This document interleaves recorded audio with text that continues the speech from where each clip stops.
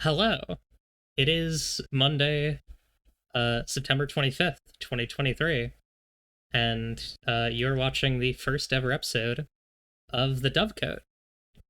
Today we're going to be interviewing uh, and discussing the recent TTRPG news and topics with uh, Piper, aka Venera, aka Venera-Program.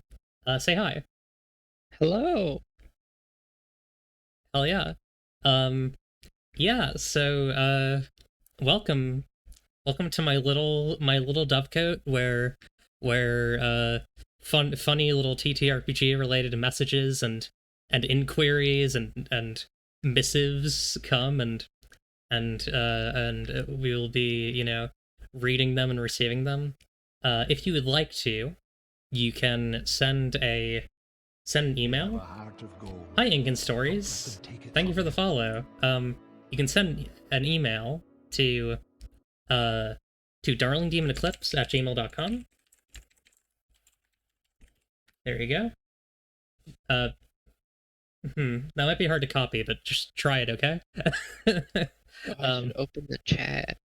yeah. I probably won't be responding to every alert that comes in or every chat message, just because we're gonna be in the thrum of conversation of discourse.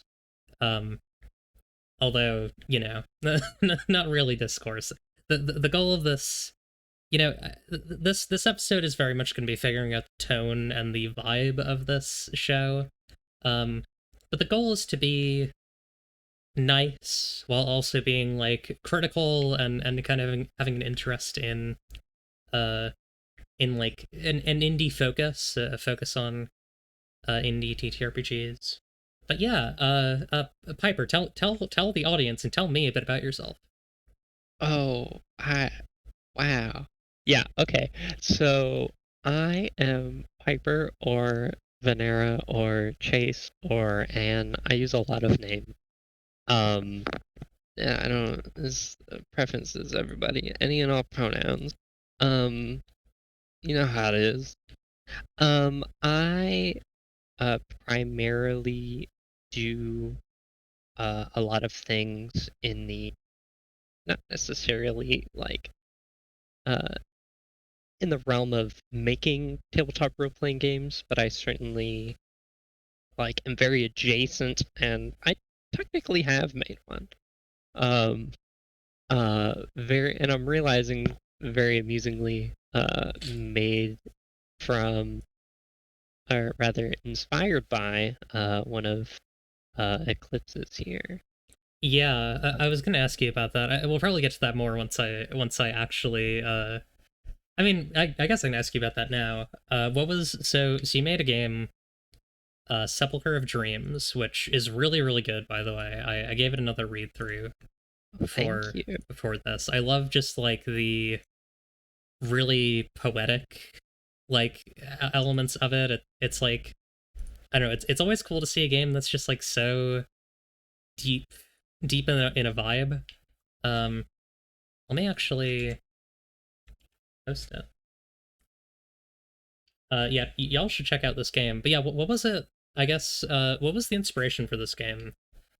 Uh, Um, a lot of it was either like one or two things, where the first one was me doing, um, trying to translate the kind of emotions and things that I would feel and see from some of my more evocative dreams, as well as the second thing being, um, even outside of when I'm sleeping.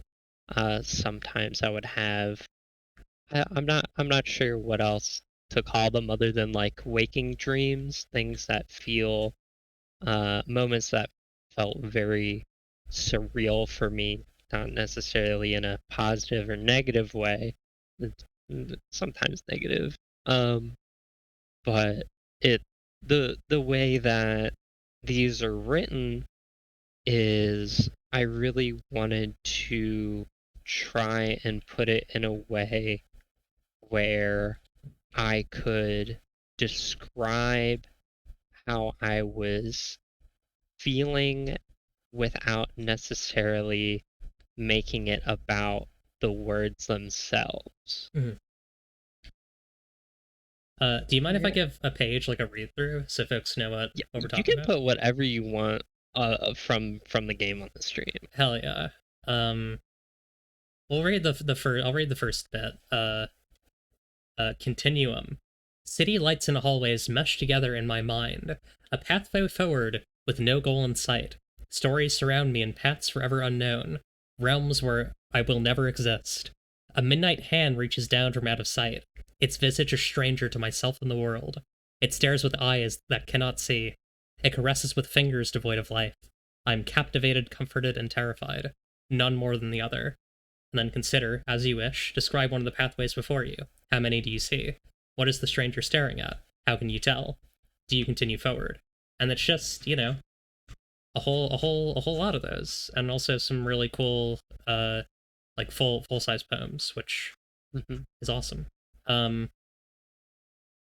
what was it Yeah, like adapting? Or actually, yeah, go ahead. I was going to say with Continuum, specifically, this one is a very good example of the how I was discussing the ladder of this is actually an experience that I was having while I was sitting in a completely dark like hotel room in San Francisco. Hmm. Um, and the only light coming into this room was like the light from the I don't know what else to call it, like the peephole from the door and like the just the horizontal slat under the door. And the Midnight Hand specifically was actually a like an odd I don't I guess it would be accurate to call it like a hallucination that I literally had. um so that was that it's this one's always been very interesting because this is this is a scenario that I was in while seeing past where I was. Right. I've definitely had. I mean, I have like a very. I have really bad sinuses, and so I tend to like enter a very like dehydrated and like deoxygenated headspace when I'm like half Oh, awake. So I've had a lot of hallucinations during sleep. So I definitely feel this. It can be really fucking scary. Um, I guess like I don't really necessarily want to pat myself on the back too much, but what was it like adapting? What was the process of adapting Destroyed Valley, or like the format of yeah. Destroyed Valley for this? So Destroyed Valley, I haven't looked at it in quite a long time at this point, but I remember a lot of the reason why I wanted to specifically have it in at least a similar enough format was because I was very inspired by the I'm not sure how to describe it like a sort of the vignette format where Hmm. it's so focused on delivering a specific snapshot and instead of focusing on the things that came before or after really thinking about in this moment in time l- let's process every single angle from this slice, this perspective, and that's that's really and that kind of mindset, thinking about what I wanted to do was that, and drawing it from Destroyed Valley was very impactful to the, I guess, the development of this. Hell yeah. I'm glad. I mean, I think that you definitely uh that's definitely an expansion on Destroyed Valley in a lot of ways, in the sense that like I think I mean for those who don't know, Destroyed Valley is my game where I just not just, but I interpreted a Roblox role playing server as if it was like an actual fantasy world, and kind of saw it through this bizarre little haze. And I feel like you really like added some additional poetry to the structure, and I really like Settler of Dreams. I think it's really cool. Really glad to hear. Yeah. I just realized I forgot something. I forgot someone. Um, Oh, I need to we need a bird needs to come in here now. bird. Wait, why is this bird so big? Hang on. Oh god, why is the bird so big? Hang on. The bird needs to come in. Give me a second. Hang on, I need to check. How big is the bird Ooh. normally? Okay. Now that's a long bird. No, that's why is it so long? Why did it get sized to the Oh god. Sorry, you're just gonna see its head peeking in and out because I It's need like to an like Alaskan bullworm. shit. Oh, all of them are big. Okay. You just like shift select, like do a big smash him in the middle, size him down. Ooh. Okay. Uh here we go. There we go. Okay. The bird is here. This is Intrero. This is the interview bird for interviews. Interview bird. Since we're currently in the interview stage and Trevor's gonna hang out. Yeah, we got different birds. We got different birds for different things. We got Yay. what's the Hanelverse line that's like something with human personalities? I forget what it is. The only ones that I remember are the ones with the 40 in a death basket, and pretzels is the same. Yeah. Also hi everyone in chat. Welcome folks. Hello. I'm seeing a lot of friends that I know. A lot of cool names and faces. Love to see it. Um so I guess with that, we kind of jumped straight into the middle, but I mean, there's not really structured interviews. That's I did journalism for 4 years. I should know that. Whatever structure you think the interview will have, it will not. Um, but I would love as I consider you I think you are a TTRPG connoisseur. I think that's like an accurate. Really? Yeah, because like you're a person who's like crowdfund you know put money into a bunch of games. You are a taste maker within the Reliquary Street Station environment. I would say. I do Uh, love flavors. yeah, like that sphere of RPGs is kind of I feel like perhaps even indebted to you in some ways. Maybe not indebted, but I think that you're a really valuable part of that community. I appreciate that sentiment a lot. Yeah. So with that in mind, tell me what are your favorite games, or like what are some of your favorites? What games do you love? TTRPG specifically, or just like all games? Let's focus on TTRPGs, but if there are any like games that you want to mention, then Okay. please do. I have okay. A lot of my favorite games end up being um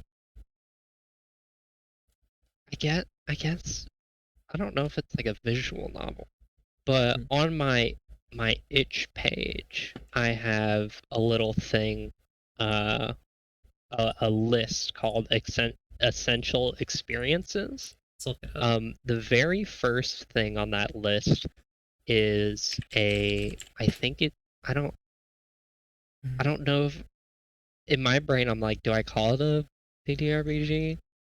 But the very first thing, not Novena, but all the way on the other side, Field Guide to Memory by Jian Shim.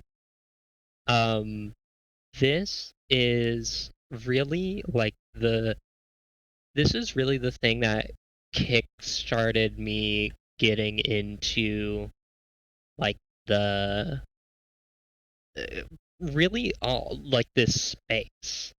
And a lot of Field Guide to Memory. I signed up for this and was getting this when this originally came out. I would get like not weekly update. I would get update via email. I don't really remember Wow. when this was.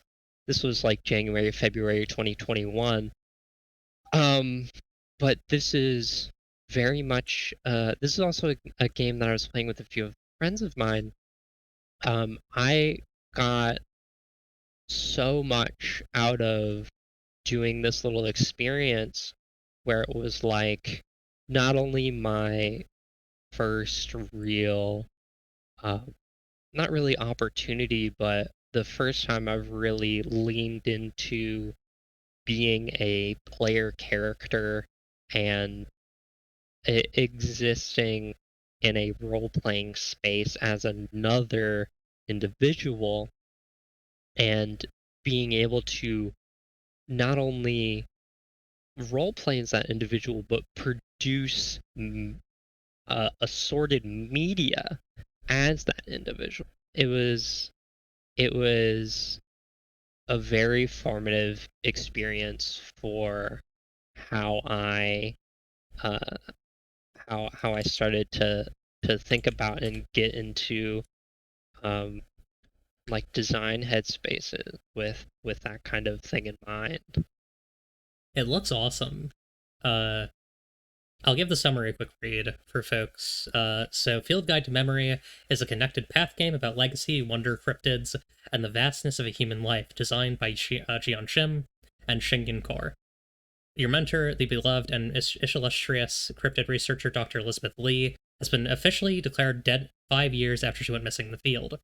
You'll end the game with a physical artifact you've created yourself, your journal, in collaboration with us, your own field notes and documentation of your relationship with Dr. Lee.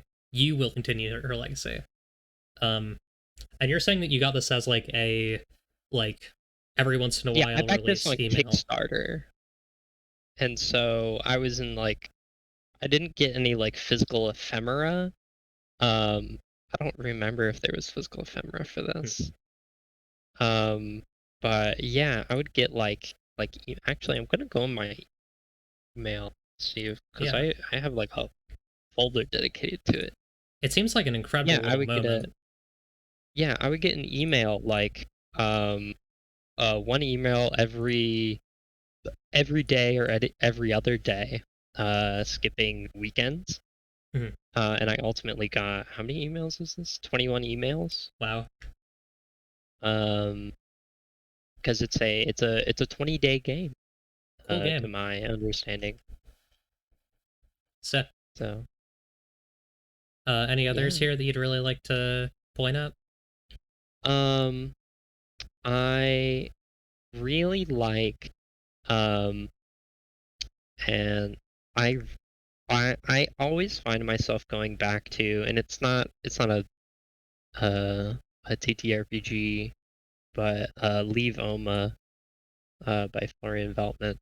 I always find that game so charming, and it's just a game where you walk around in the park with uh with your grandmother, and this is just it's such a heartfelt game about the creator's grandmother and just really family stuff.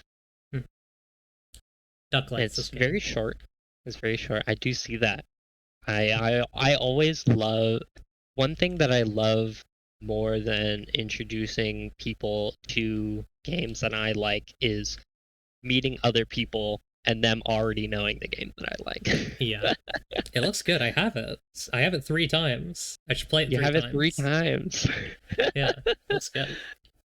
Um, I do want to see if I can shout out another um I've guessed this video. TTRPG. Oh, very recently. I haven't gone through it often, but or I don't know how to phrase that.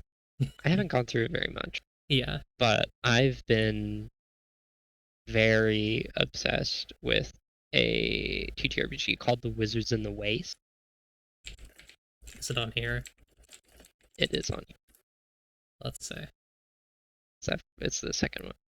Ah, there we go. Yeah. Ooh. This is the same. Why? Oh God. I love spells. I love casting.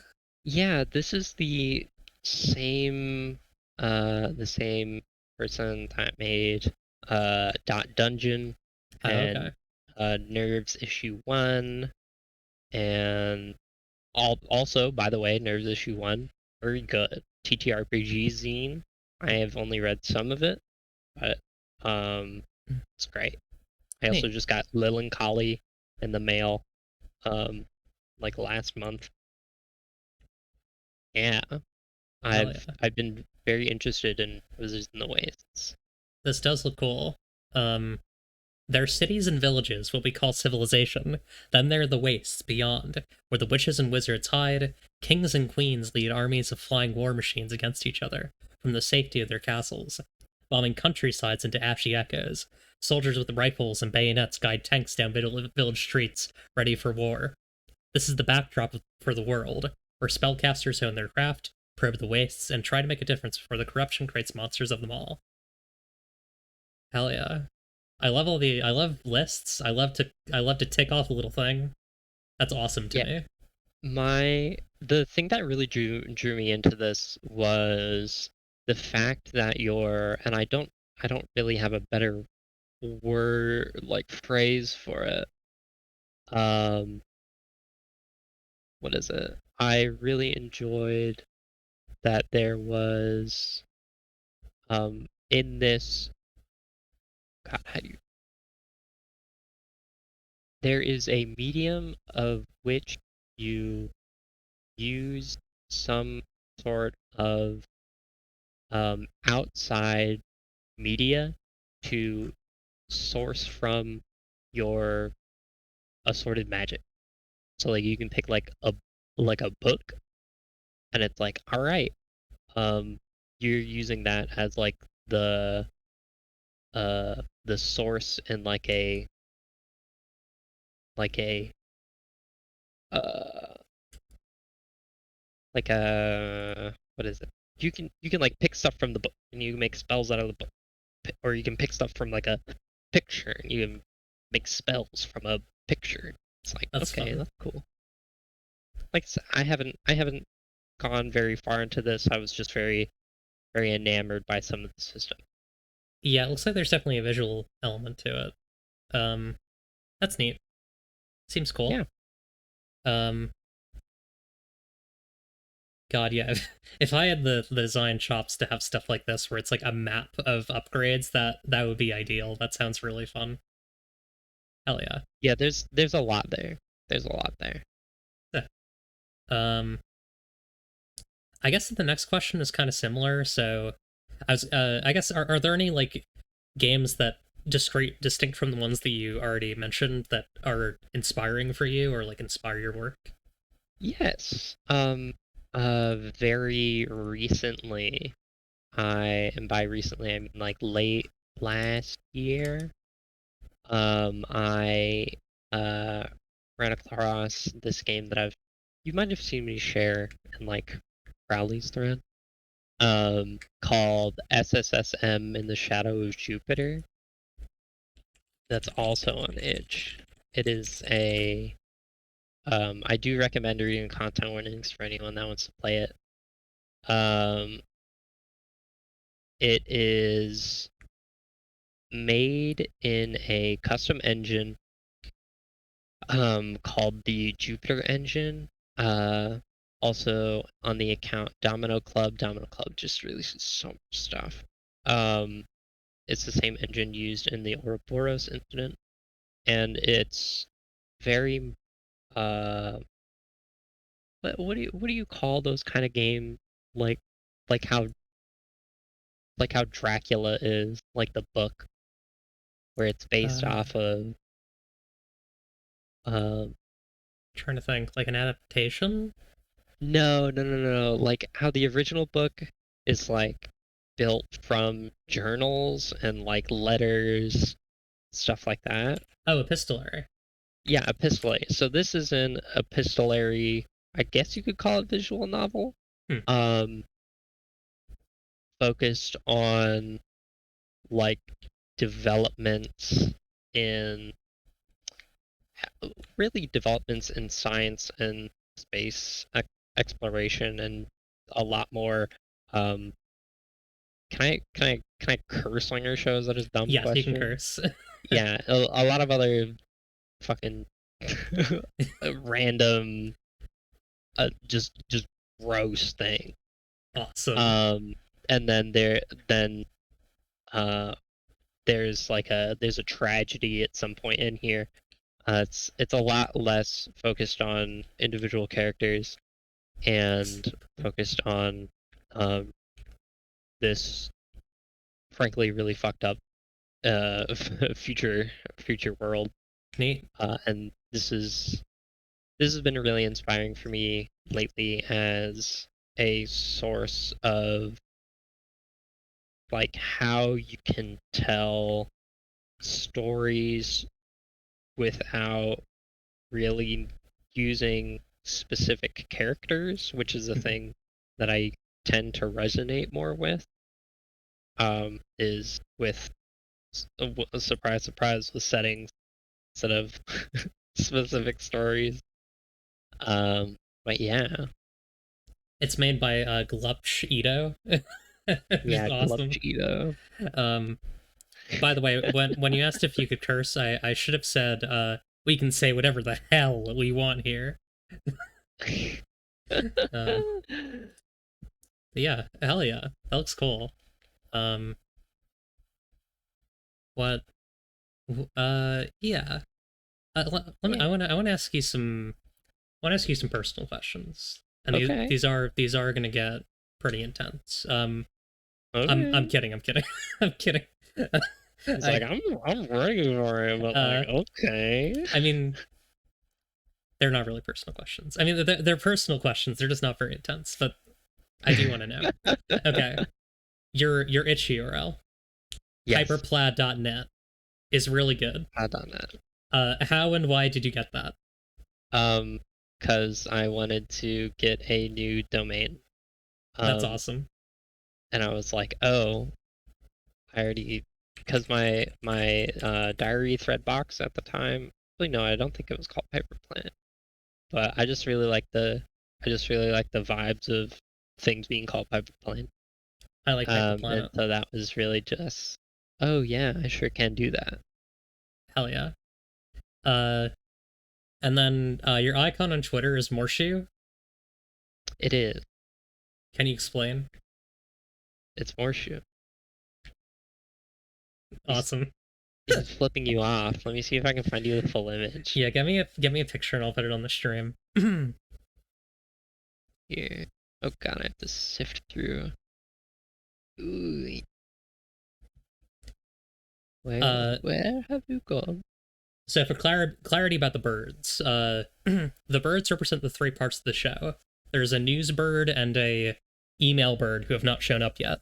If you'd like to send an email, please send it to darlingdemoneclipse at gmail.com. You can send any question, I promise. Here we go. Here we go. He's a Yeah. funny guy. I'm not gonna take the time to look it up, but there's also like that post on Tumblr where it's like, here's a bunch of pride flags color picked from characters in the Wand of Gamelon. Um, and so there's a non-binary Morshu flag. That's awesome. I'm gonna remove him. I considered having him just really small, Little spotlight. but I couldn't. I've been asked. You know what? I'm not gonna answer that question until we get the questions. You can Morshu? Yeah, we'll get to that. Send an email.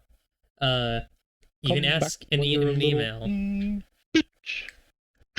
I will not read out your email address. I will only read out whatever you sign with. So if you have, if you want to be anonymous, just say anon, and I will understand it, and I will not say anything about who you are.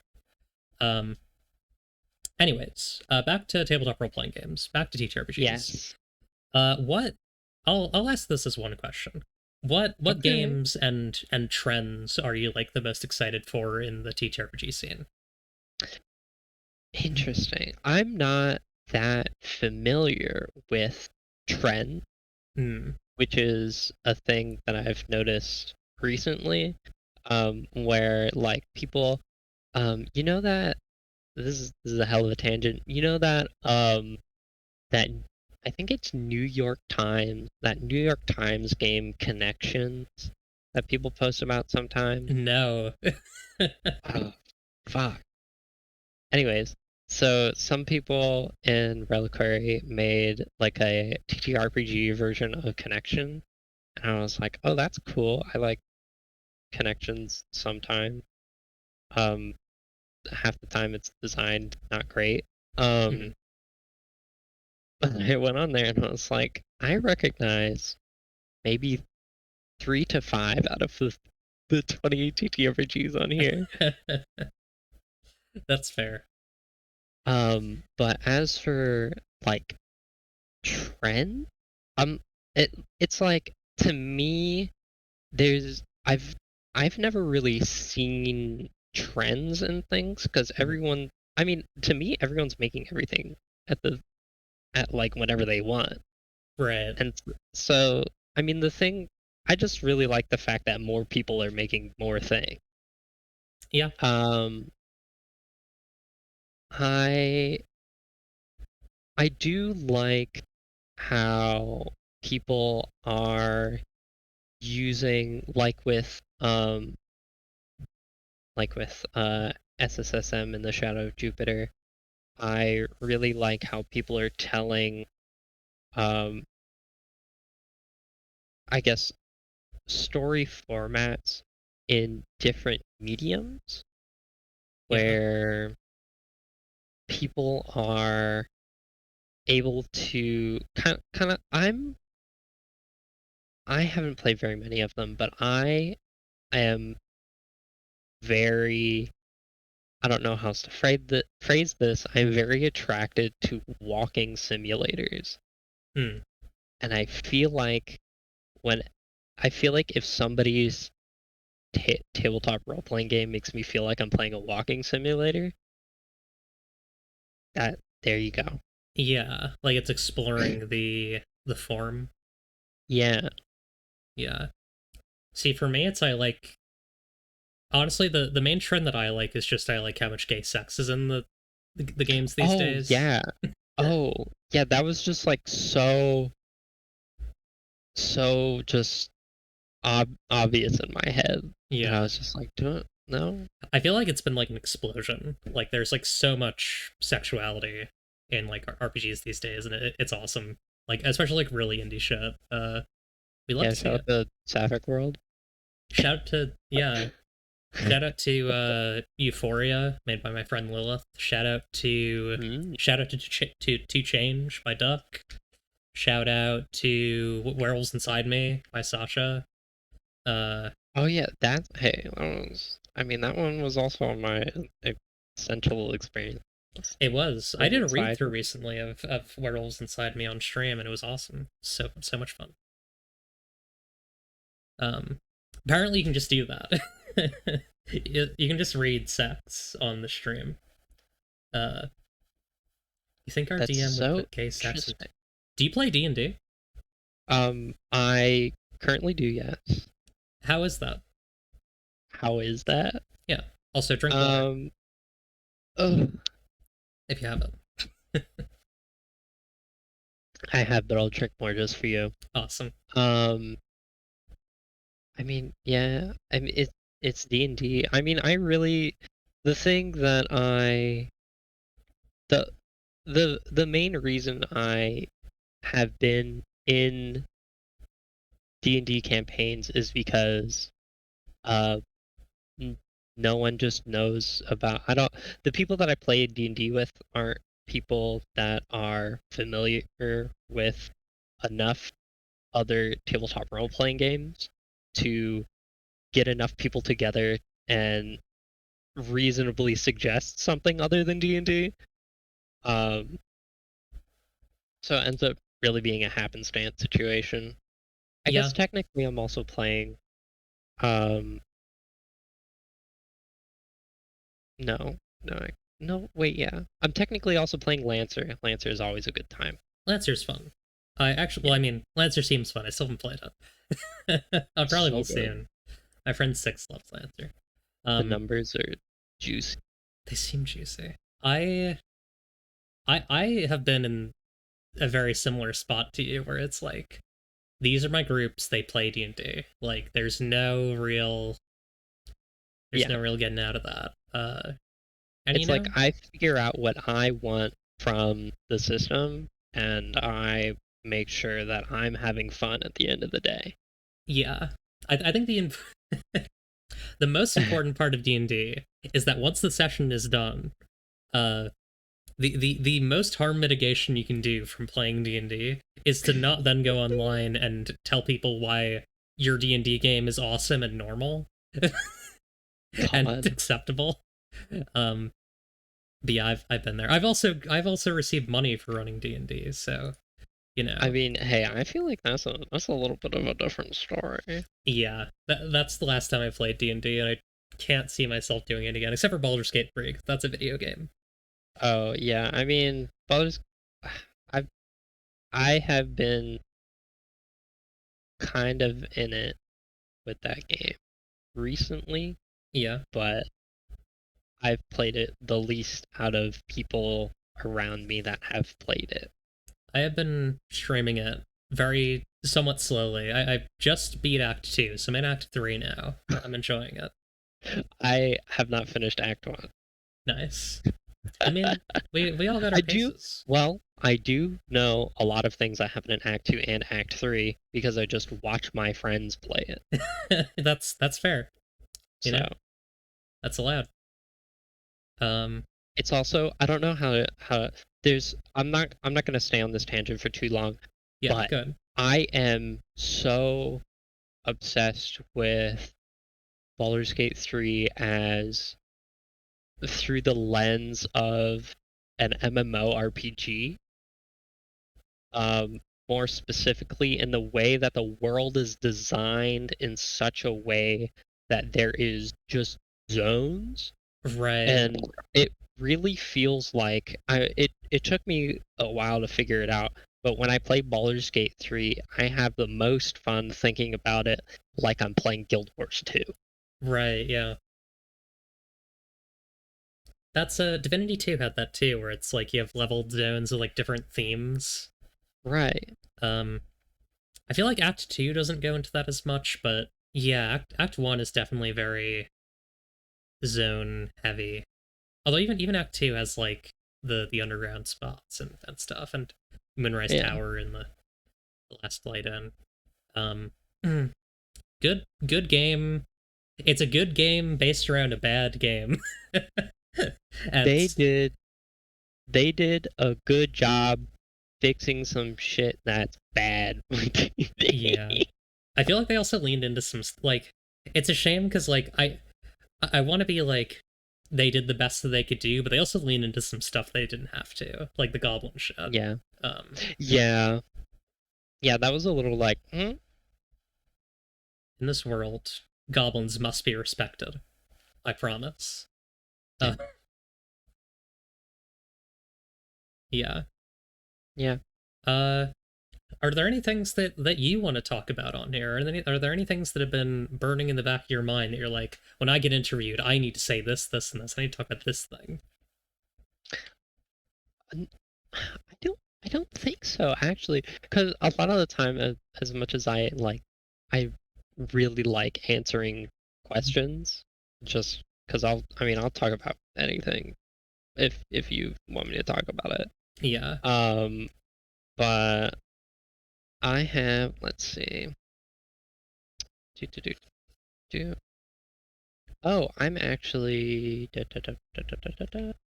actually, do I have anything to talk about? Oh. I don't know why, but like the first thing that I did when when you were like, "Hey, is there anything you want to talk about?" I just went right to Kickstarter. You want to talk about? We can talk about Kickstarter.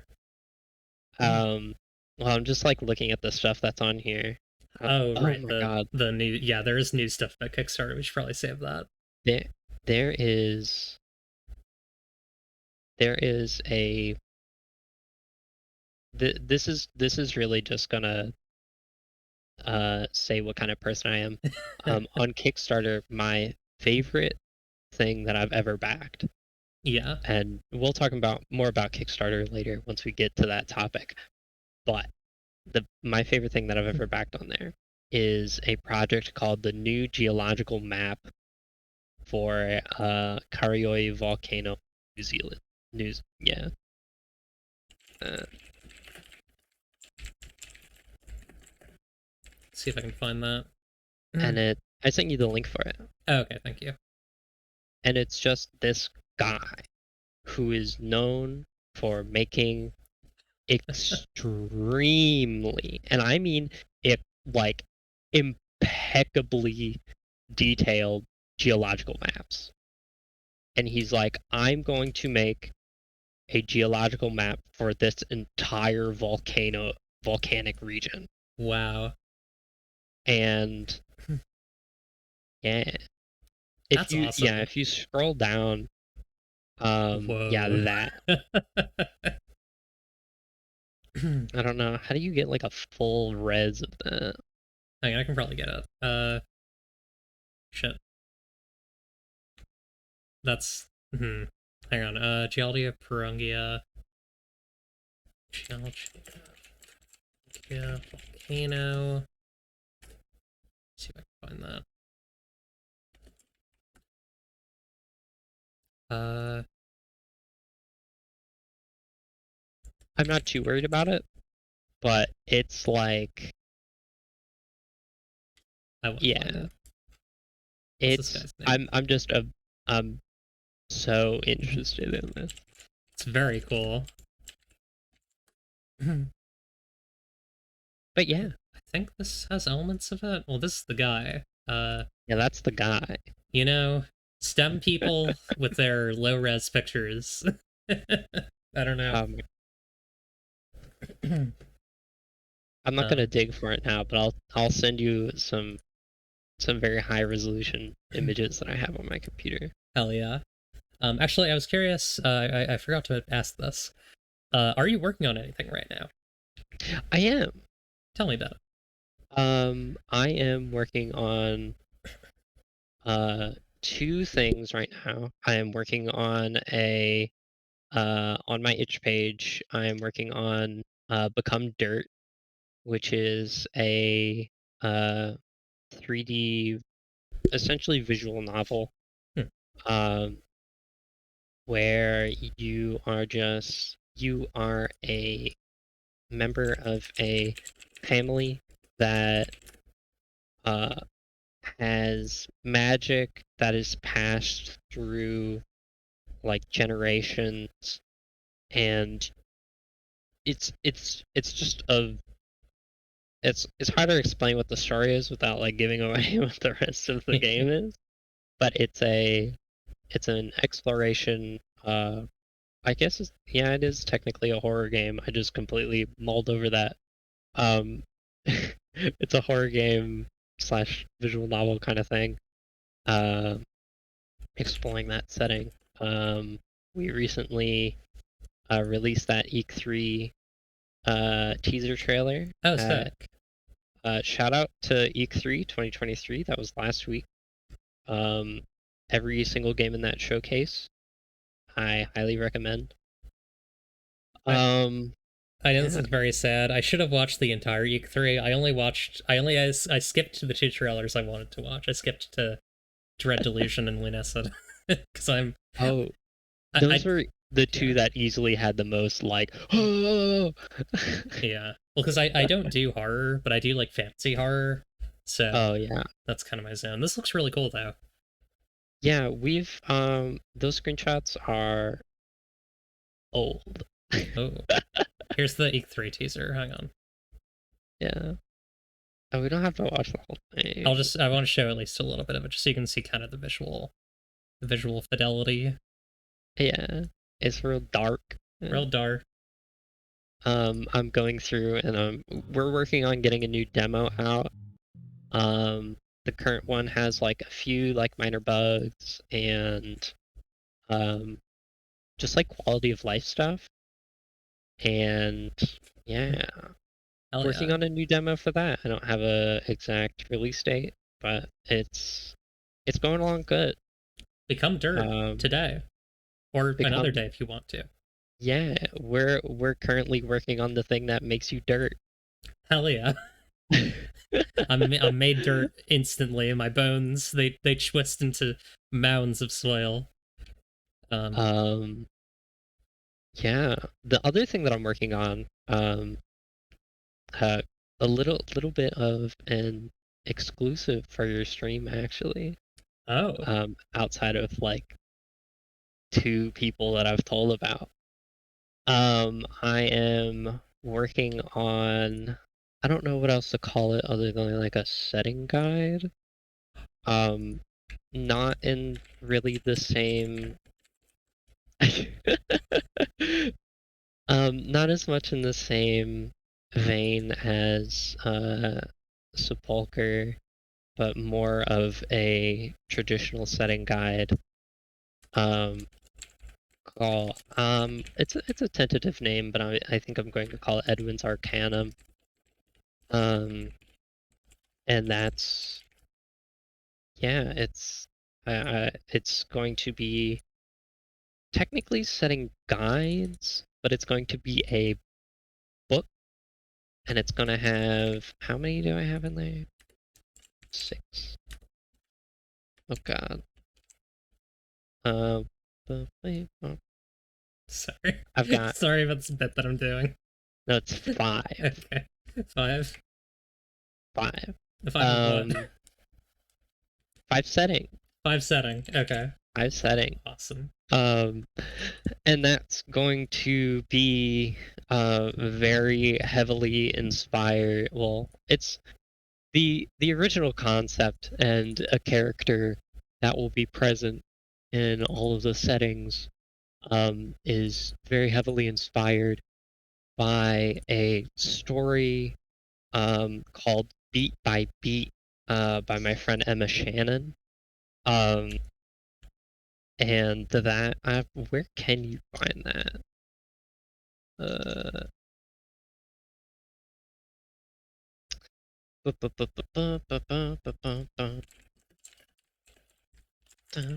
I know you can.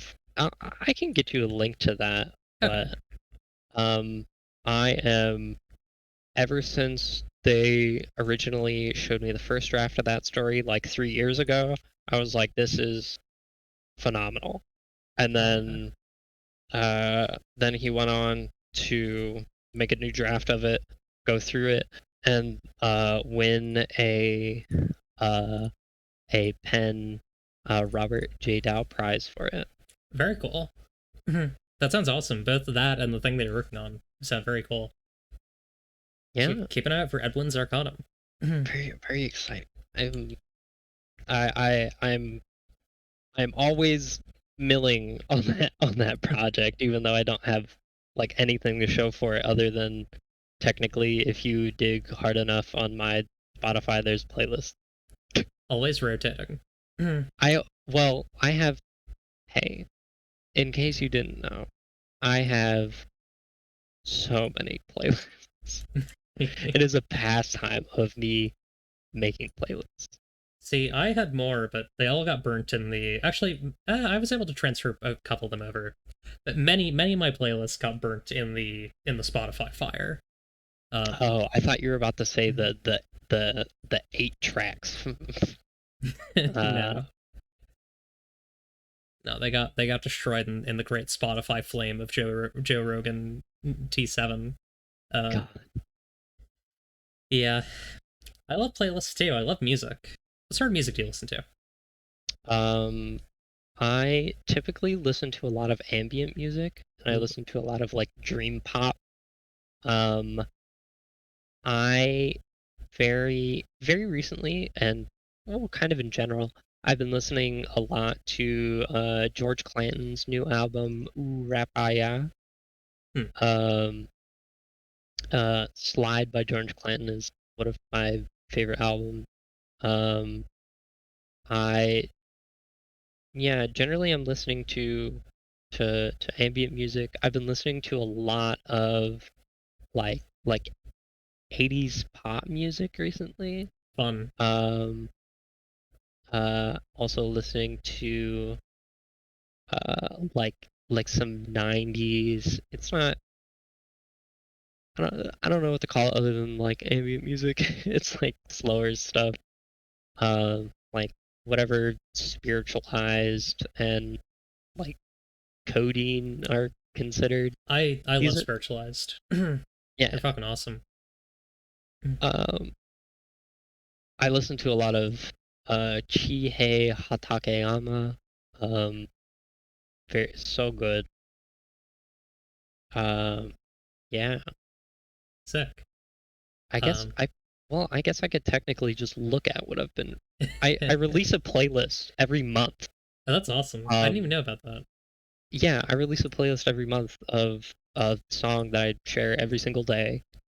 Um, so I guess I could just look at that. But yeah, I've been Hell listening to a yeah. lot of ambient music, a lot of I've been trying to listen to some more Prince recently. That's Prince. been Sick. great. I am unfortunately very much in the like, well, here's the thing. I feel like creatives all have like super eclectic music taste. I listen to like folk and like what do I even listen to? I listen to like I listen to gentle music, I would say a lot. But sometimes I don't. And that's Do you the listen to power of woman. Vibio? Who? Vibio? Bibio. I have not listened to Bibio. I'll put them in my notes though. I'll send you a album. Hell yeah. But yeah, I'm a goats girl. I'm a fucking tallest man on earth girl. I'm a fucking Rainbowkin surprise girl. I'm a fucking Mitski girl. Japanese breakfast. Oh yeah, for sure. Uh, all those fuckers. Hi, Parsley Bunny. Um, Parsley Bunny, the another programmer working on Become Dirt. hell yeah. Welcome. We were just talking about Become Dirt. But yeah, a lot of my music is just like stuff that I listen to while I'm writing RPGs and like writing whatever, making art, drawing freaks. So Yeah. yeah, um, awesome. So I think we'll go into news if you feel like if you feel good about feel ready. Yeah. Okay. Let me. There we go. Oh, And it flies off? I thought we were gonna have them all on. we could do that. I could have. Listen, this is the first episode. We could do any format we want. Um. Uh. Yeah. You know what? Fuck it. They're all gonna be here. Uh. I need to move this one back because it needs to be here. Okay. There we go. All right. And then it's time for the next bird. Here we go.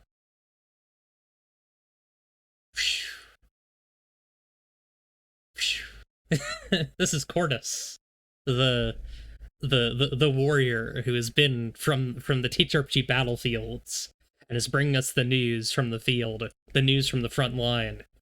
Uh, Cordis has crawled and gnawed over thousands of piles of dead to bring us the essential TTRPG discourses. Our topics today are the Final Fantasy XIV TTRPG, and just discussing the implications of that and what it might even be like. Gubat Banwa is its crowdfunding campaign is delayed to October, and Dimension 20's new season, Burrow's End, is using D&D 5e again. So we're gonna start with Final Fantasy XIV. So let me put that up. They did a big, fancy, swaggy. They did a couple of big swaggy announcement pages for it. Couple posts on the Normal Games website, and then the big website that they made. I guess I'll just read the. Actually, I'll read the I'll read this fancy website because this is more. It's a bit more legible. hop on Final Fantasy 14, yeah, hop on F14, but it's the TTRPG instead. Based on the hit MMO Final Fantasy XIV, the FF14 TTRPG is a tabletop role-playing game that lets you experience Eorzea from a whole new perspective. Step into the shoes of a heroic adventurer or assume the Game Master's mantle, and cooperate to forge your own unique stories within the vast and exciting universe of Final Fantasy XIV. Gather your friends together to explore, battle, and roleplay. The only limits are your imagination, and the only goal is to have fun. So, for context, me and Bun did this on stream. My wife. I've only finished MSQ in FF14, so I don't have much context, but I have not finished MSQ. Okay. I am at the I have here's my evil little story about Final Fantasy XIV. Tell me about it. I have been playing since the PS3 beta. But but as I've kind of already spoiled, I am only at I'm at the very end of post Stormblood content. Oh. Like before Shadowbringers. Oh no, I'm way before you. I mean MSQ with the original Realm Reborn. Okay. Yeah. Okay, no, we're good. We're good. We're good. We're good. That's awesome though. So so what they're basically currently advertising is just this starter box, which is going to be if you know Lost Mines of Phandelver for D&D, it's basically that. It's you get the game condensed, you get just the rules, basically an SRD. You get a couple of character sheets that I imagine are going to be pre-filled. Maybe, I don't know. It's not very clear about that. And then you can see a preview of them on the store page. Okay. They're completely pre-filled, whatever that means. Yes, here we go. They also specify on the site, I believe, that they are fully created character sheet. Yeah. So this is a 60-20 10d6 game, which is interesting and a little bit insane to me. It's so many dice. Yeah, the fact I'm realizing you might want to move. This is a weird thing to say. You might want to move my pronoun. Oh yeah. Hang on. I might just. I mean, what do I do here? You could just make them real tiny and put them next to my elbow. Teensy tiny. Actually, here This is gonna look weird for a second. Okay.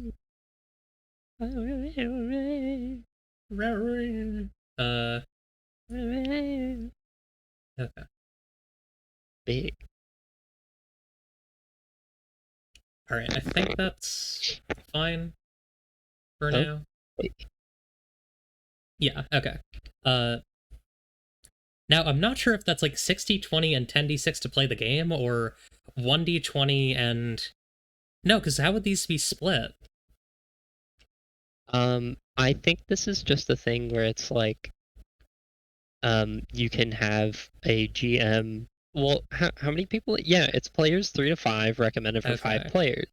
And so it would be a D20 for all GM. 5 players and a D20 for, I don't know if it's 5 players including GM, but I would imagine it's 5 players plus DM. So 5 players and a GM each get 1d20, and then then just each player gets 10d6. You're 2d6. just gonna need 10d6. Okay, just gonna need You're it. never gonna need more than 10d6 is what that says. Okay, that makes sense. I'm just so used to not actual RPGs. I'm so used to indie RPGs. Not to make that distinction. I'm so used to indie RPGs being like, this is the bare minimum of what you need, but this is saying this is what's going to be in the box, which I didn't really process the first time I read this. Yeah, these are yeah, you can see how it says there pre-made character sheets. This game includes 4 pre-made full color character sheets: warrior, white mage, dragoon, black mage. Right. Okay. So it's for a pre-made adventure, pre-made book. So I feel like if you want to actually play this, like, you know, I'm gonna refresh it because I think it's lost some assets. It's being very fucky right now. Is but it? At least on my end. There we go. Eventually they're gonna release like the DMG and the PHP equivalents. That's probably what you're. No, that's what you get. Wait, is it? Yeah, so they're selling. I'm dumb. Okay, so they're selling this box. Yeah. And they're selling the big old box. And the thing that's in the box is called the starter set. And the starter set is going to, as it says, it's going to include both the player handbook, the player book, and the game master book. And so in the list of starter set components, you get the player book, the game master book, the pre-made character sheets, the rules summary and strategy guide, which I just realized is a whole nother book, and then you get the dice, and then you get the encounter map, character tokens, ability markers.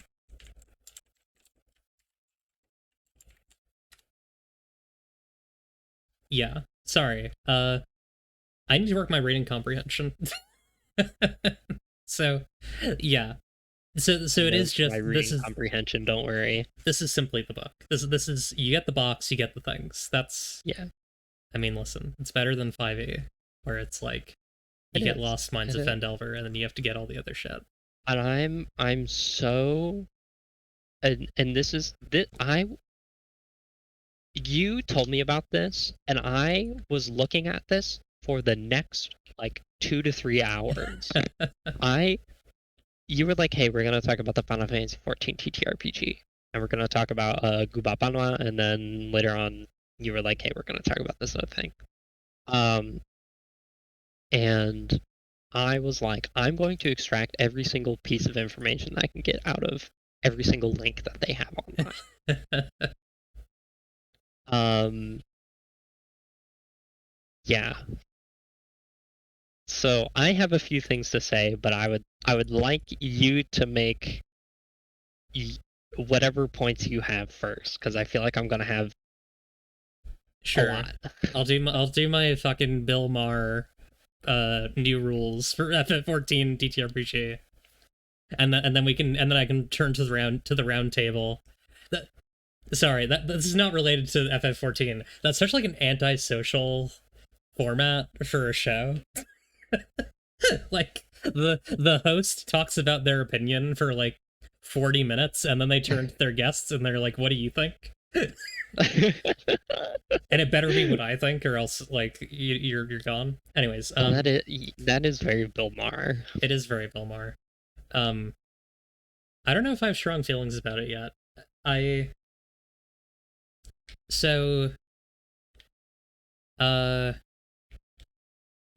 don't want to steal your points. So let me find the things that I said. Steal my points. I'll still have more to say. That's fair. So one thing that I'm really curious about is like, obviously this is not. This is a game that is like my sense of this. My immediate sense of this is a game that is most likely trying to draw from stuff that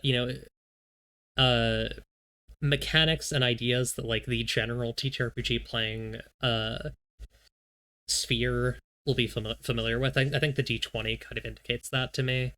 Um, while also giving a chance for those people to play TTRPGs in or play settings, play campaigns in the like Eorzea setting.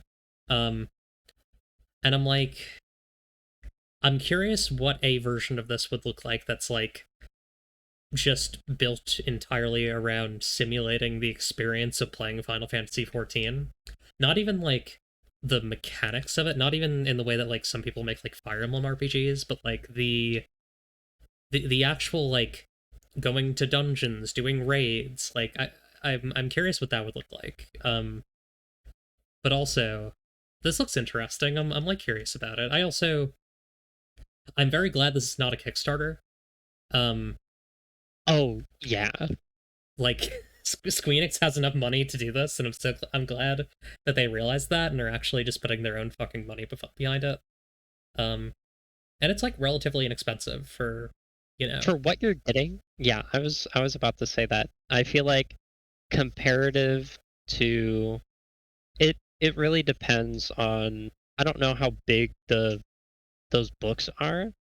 Um, but I mean, even just coming with the amount of pre-made content, um, I don't know how complex these systems are, obviously, but the fact that it comes with as much as it does, I think $60 at first glance to me is pretty reasonable.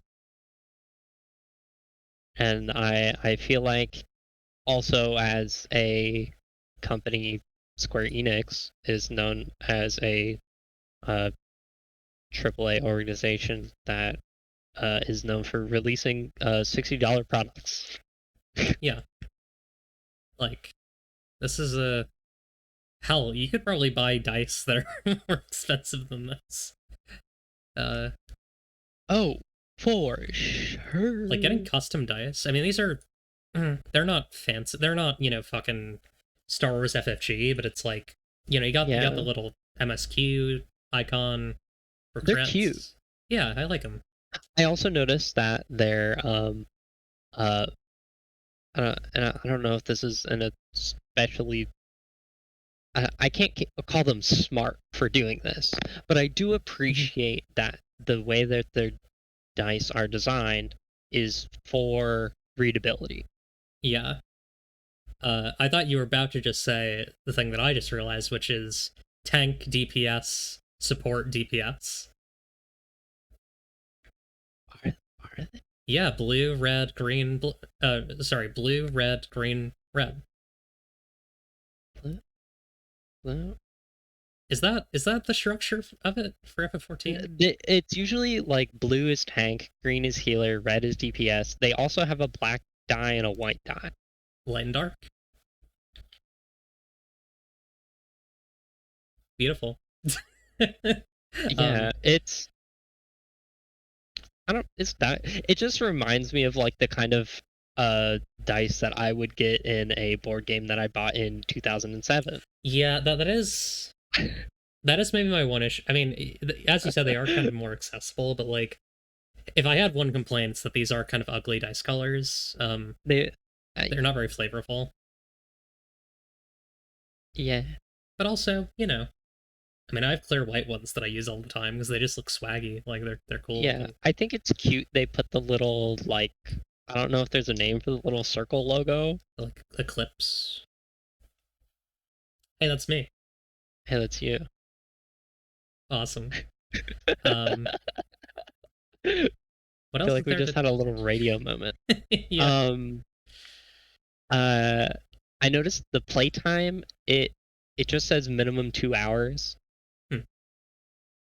Yeah, which 120 minutes plus also on the yeah, store page. yeah. Interesting. Which is also interesting. And this is let me see. The only because the thing that I can think of when actually you know what? I was gonna go somewhere. I'm not gonna go there. That's fair. Um The one thing that I want to talk about, and it's very funny that you mentioned Fire Emblem. Yeah. I want to talk about how in this little, and um my girlfriend said I might just be a little crazy.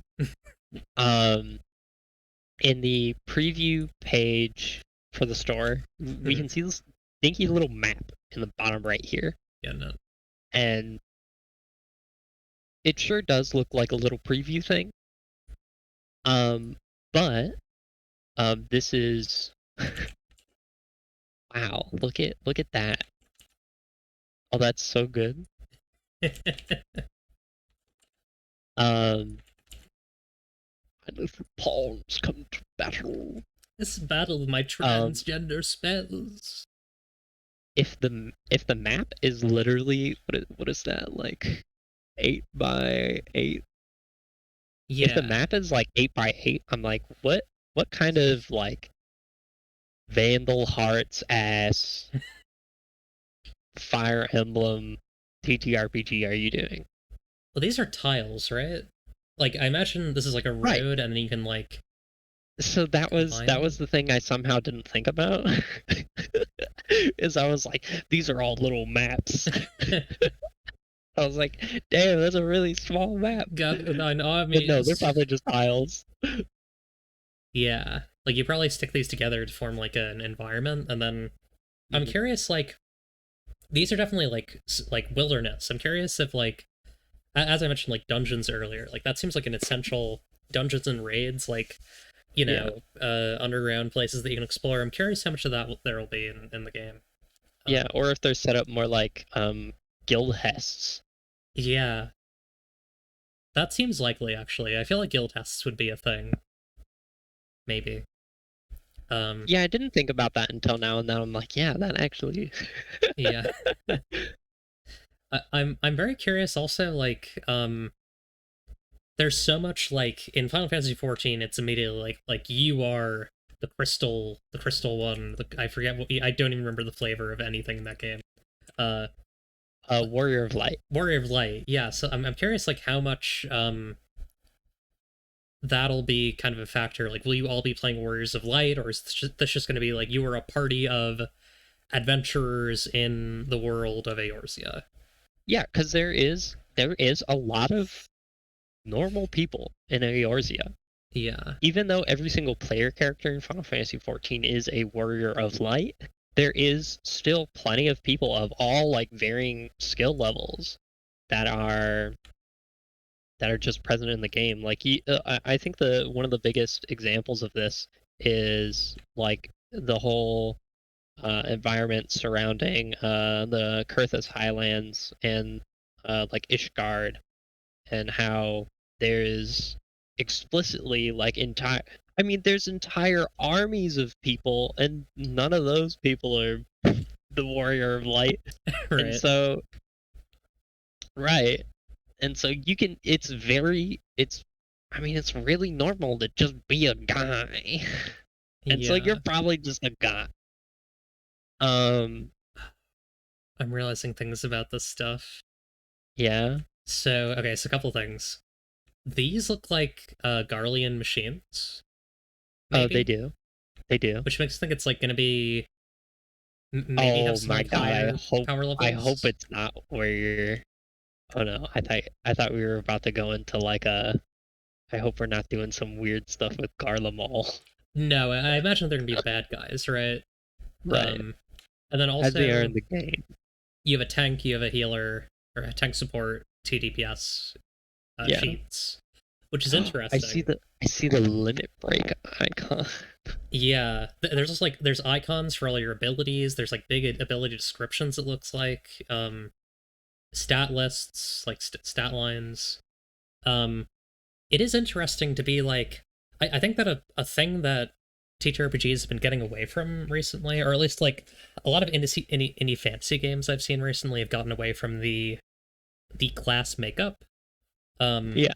Or like the party makeup, and I feel like it'll be interesting having a game that's like do the party makeup. You got to do the party makeup. Like you need a support. I also wonder if the design supports that. I actually don't know if it will. Yeah.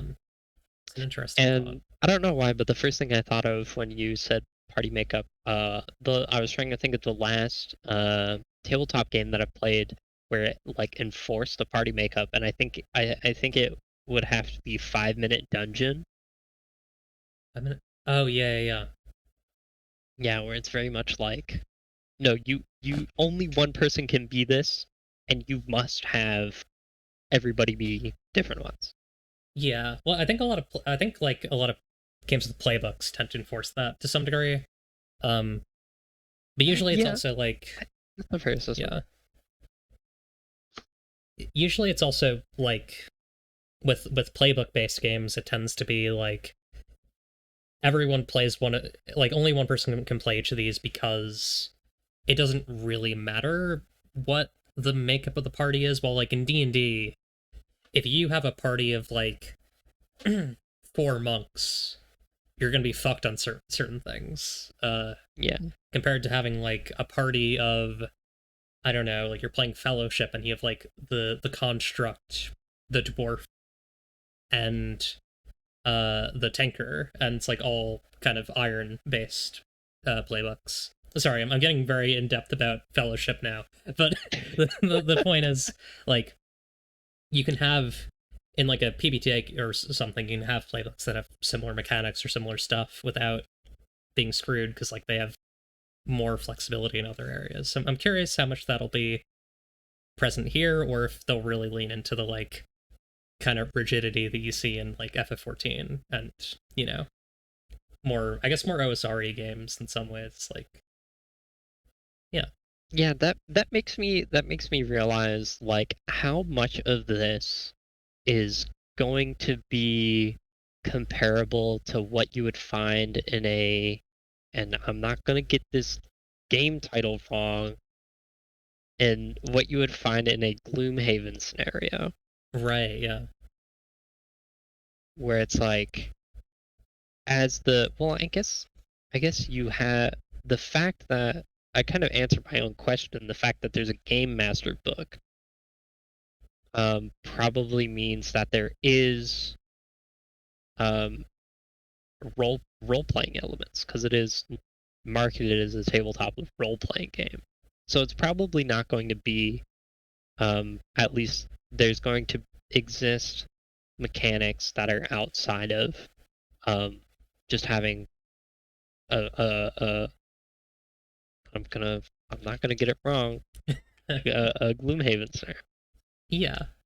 Um, it is strange seeing like I think that like my perspective on this game is informed right now by the fact that the thing that I'm seeing right now of it is a board game, Right. right? Like this is a board game. Uh, Yeah, that's a really fair assessment. but I feel like And it's there is really, a tabletop game here. I'm sure mm-hmm. in these books. That's kind of how I feel when I see a lot of box sets. Like when I looked at the Zebas box set, I was like, "That's a board game," and then I played it, and I was like, "No, that's a TTRPG." Actually, um, it turns out Yeah, I'm very easily distracted. and I think that's just how marketing works, That's marketing, baby. which is weird. People love playing board games. People love playing board games. And you know what? Hey, but you know what? If you market to me a TTRPG that looks like a board game, I just like board games. True, me too. Uh, Um,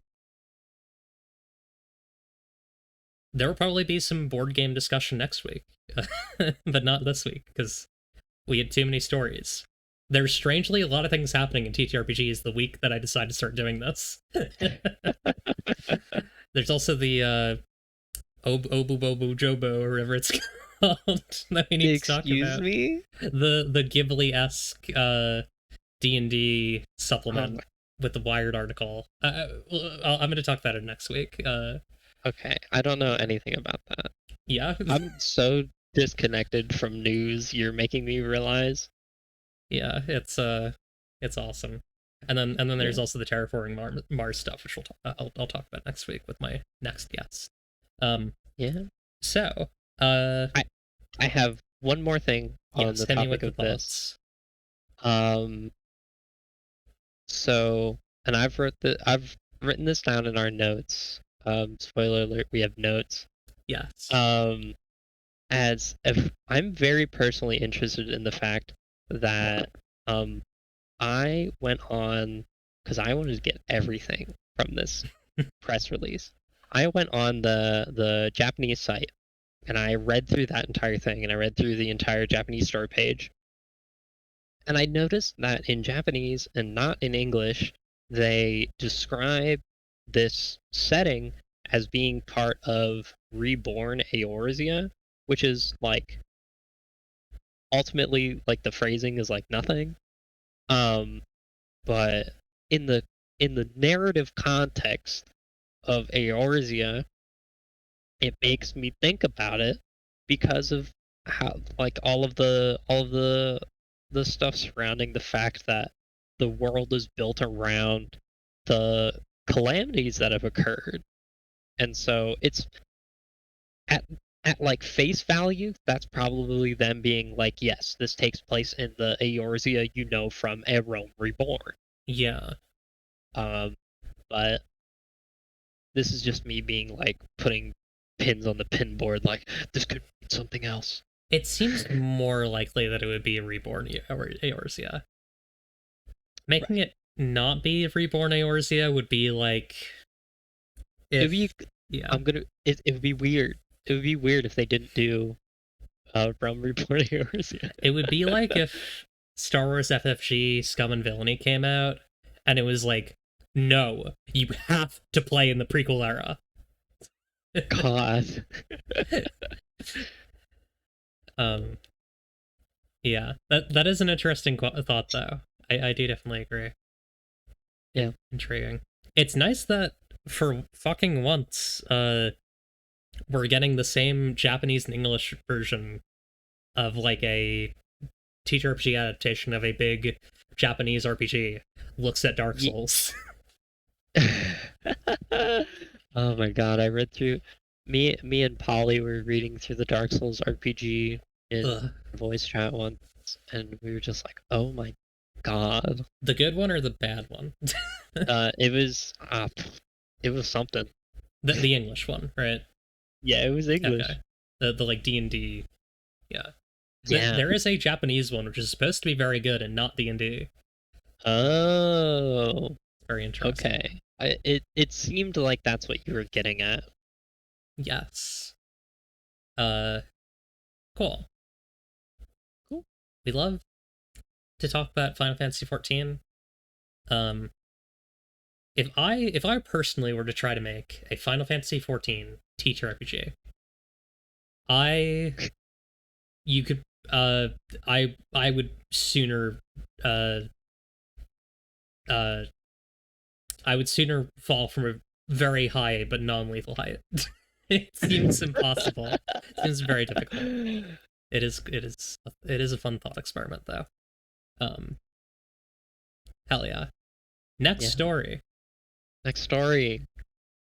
Gobat Banwa, the Kubabanwa. the Southeast Asian fantasy teacher RPG is delayed. Its Kickstarter is delayed to October, uh, because of in an effort to build a larger audience. Um, so for those who don't know, uh, a drama and martial arts tactics RPG set in the Sword Isles, a fantasy setting inspired by the refulgent history of Southeast Asia. Very very cool art. Like something I really appreciate about Gobat Banwa is just the focus on a very unique style. I don't know. I just really love the way it looks. It's very beautiful. Yeah. It is a martial arts tactics and war drama focused RPG. It seems like uh maybe it's the sort of thing that's like a tad crunchy for my taste. Like it's not something that I would like go for myself. Uh if it weren't for like everything else about it. I it feel like I should preface, before you put this on the docket, I had actually never heard of this game. oh, interesting. It's But I've very been cool. it does seem very cool. Yeah. You can buy. Oh, there is a buyable version of it as well for $20. Yes, I did notice that, and I I think should have looked at I that. have I I have. forgot to. So I think the speaking from like a, I guess, a marketing standpoint, I really enjoy the fact of what they're doing and trying to accomplish with this Kickstarter. Whereas, hey, we have an established product that has gone through version changes, and we feel like we have it in a place where we can release this as physical media. And we're going to do a Kickstarter to release it as physical media. And I think um, we more commonly see situations where it's like, hey, this is our exclusive announcement for the game, and um, this is we want the entire game development to be kickstarted. I didn't see it when it was on Kickstarter, but I think Lancer did it that way, Yeah. um, where their primary development was kickstarted and then released physically, and they still do development outside of Kickstarter because they're wildly successful. Lancer is a very popular game, but it's I personally uh, think that the model that Kubat Banwa is doing is very wise as well. Yeah, I think it's really respectable. I, I'm gonna try and say this in a way that's like not mean. Not about this. I'm being nice about Goodbye Bono. I'm gonna be mean about other games. Uh, I think that from what I've seen, making games is very expensive, and so it's really understandable that this is currently the way that games are made. But it feels like a lot of games are made in like an assembly line in a lot of ways, um, with more ideas than like finished mechanics or or game stuff. Um, I saw, and I'm sure this game's gonna come out great. Because like generally I like this creator's games, but I saw that Hell is Full by Sandy Pug just recently made like massive changes to its action economy. Um, and it's gonna be that I believe that game is being crowdfunded like next month or something. Um, Oh wow. yeah, and which is not to focus on like the problems with that game and games that are in like that kind of fund themselves that way, but I really think that there's something respectable about being like, we have a solid foundation and now we're asking you for money so that we can make this into the dream product that we have. Like, I feel like it comes from a place of passion and a place of confidence. Mm-hmm. um and I think that's really cool, and also You're it's being understandable. corrected in the stream chat. Oh, I'm being corrected. uh oh, sorry, it's not Hell's Full. Sorry, Hell Piercer. Hell's Full is Six Valentine's game, which, because I mentioned it, you need to download now. Uh, where, where, where's Where? game? I don't know if you can actually download it, but keep an eye out for Hell is Full by Six Valentine. I, I, I had Six Valentine on the brain. I'm so sorry, everyone. Um, yeah, no, don't think it's out. Okay. I was talking about Hell Piercer by Sandy Pug Games, not Hell is Full. I see. Okay. Both games you should support. But yeah, but also understandable why this game had to wait a month uh to get more audience, because that's a fucking mood. As someone Oh who's yeah. trying to get people to know what Sapphic World is. um Relatable. What were other notes that I had about this? Oh yeah, I guess that explains a lot about why I felt like this game had been in development forever.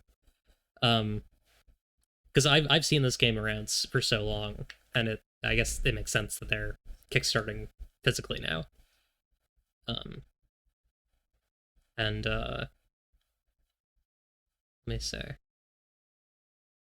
oh yeah, do you want to talk about your kind of speculation on what unforeseen circumstances might be?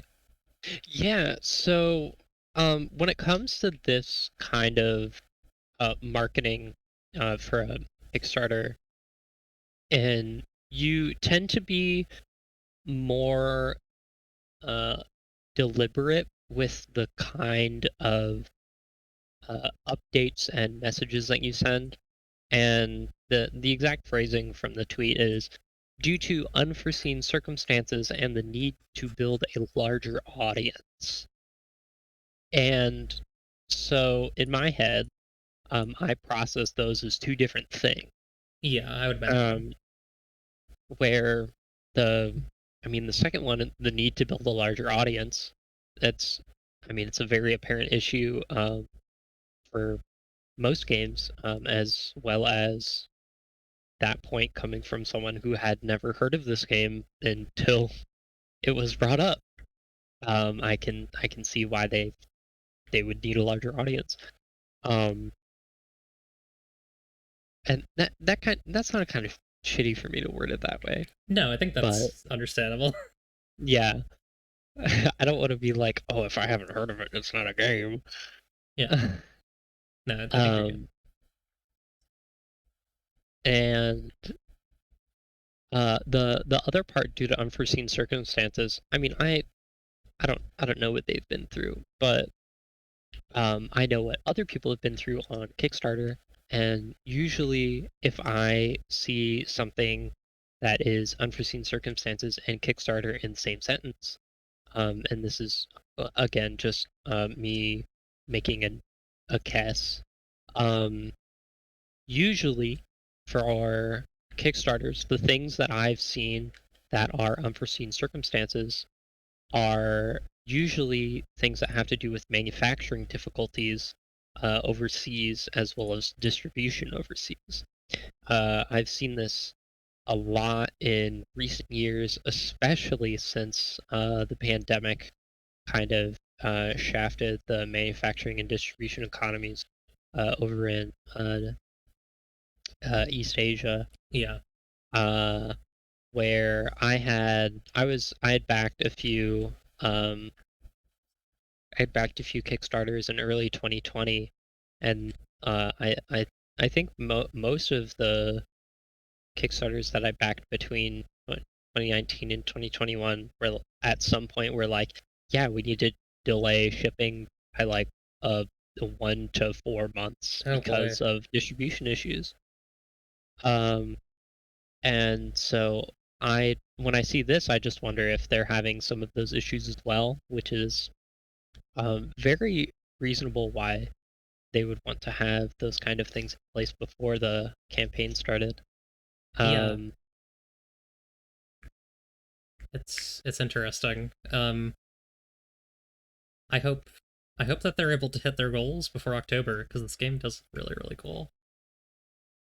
yeah, um, and that kind of goes into the second thing that I could of Yeah.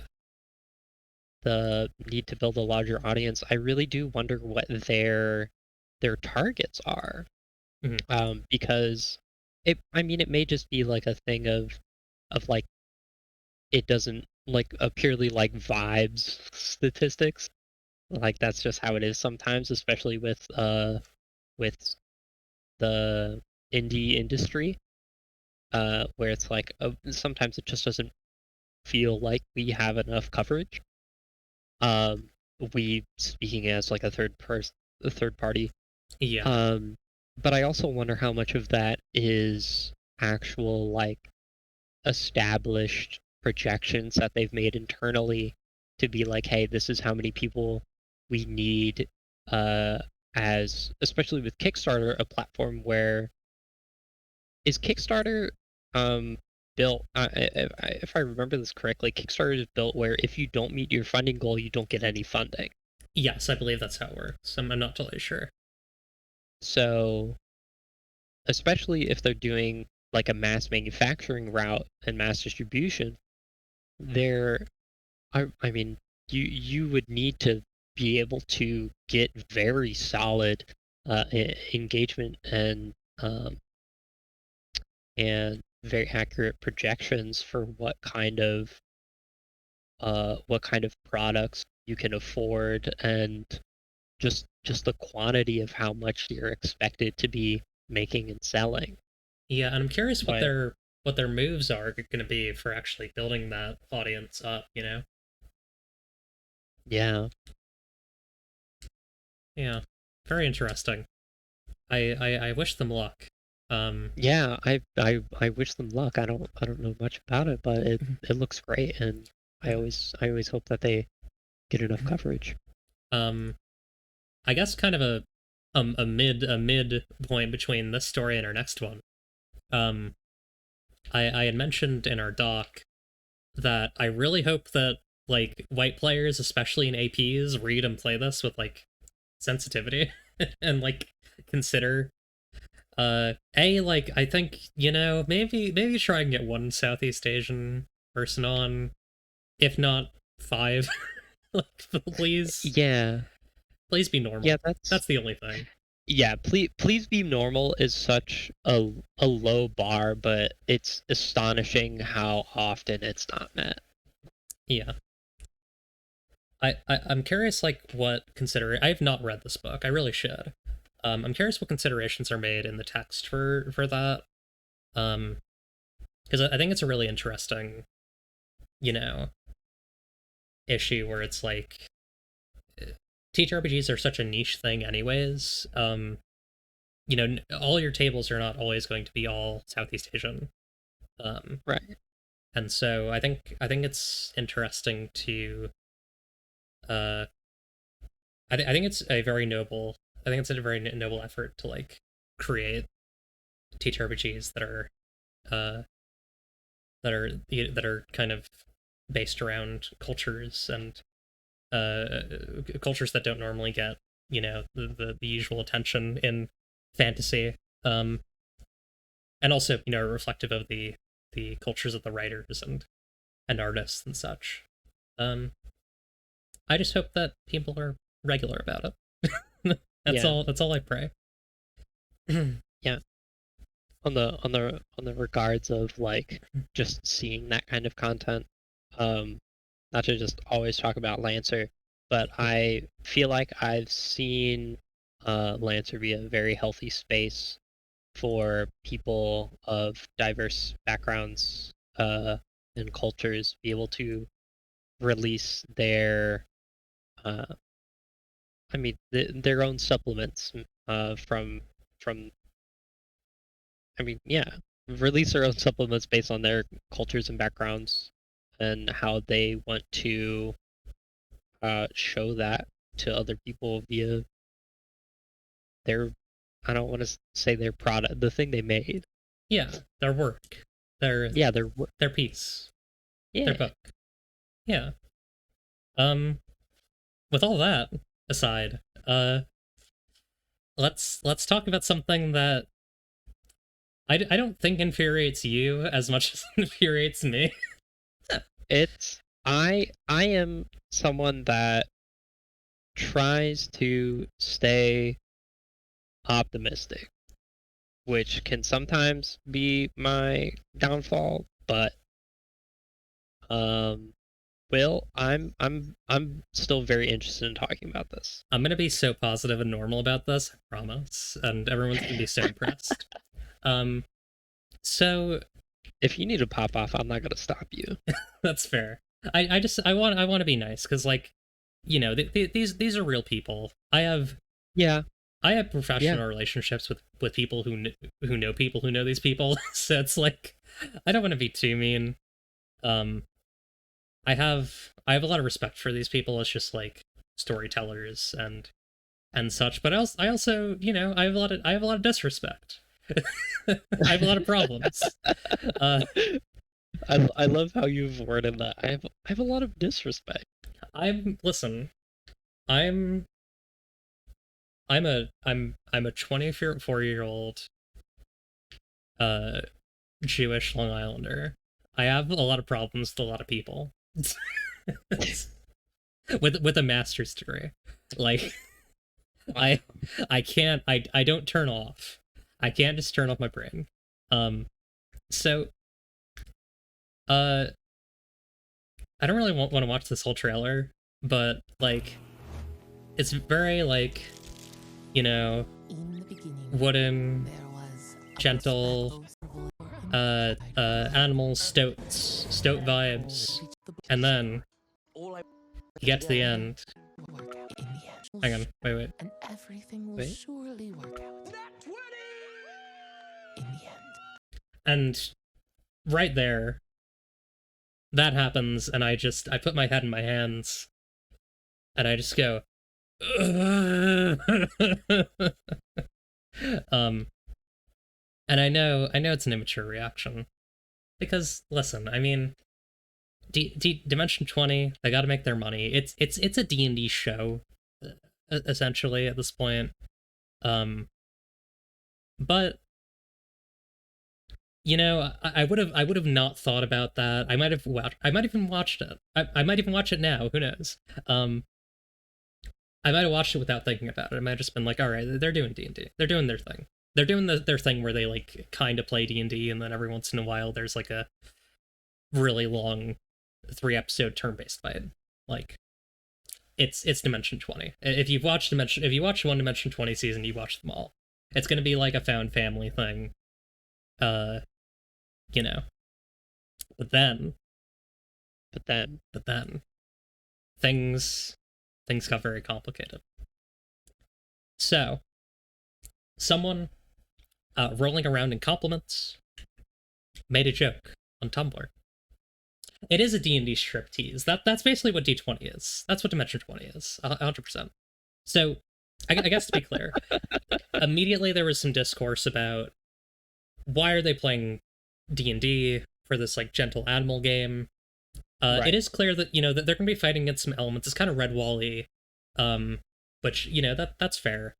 Rolling around in compliments makes a joke about this. For those asking, it's 5e because Sabria is tired of playing nice and wants to kill some stoats. Hope this helps.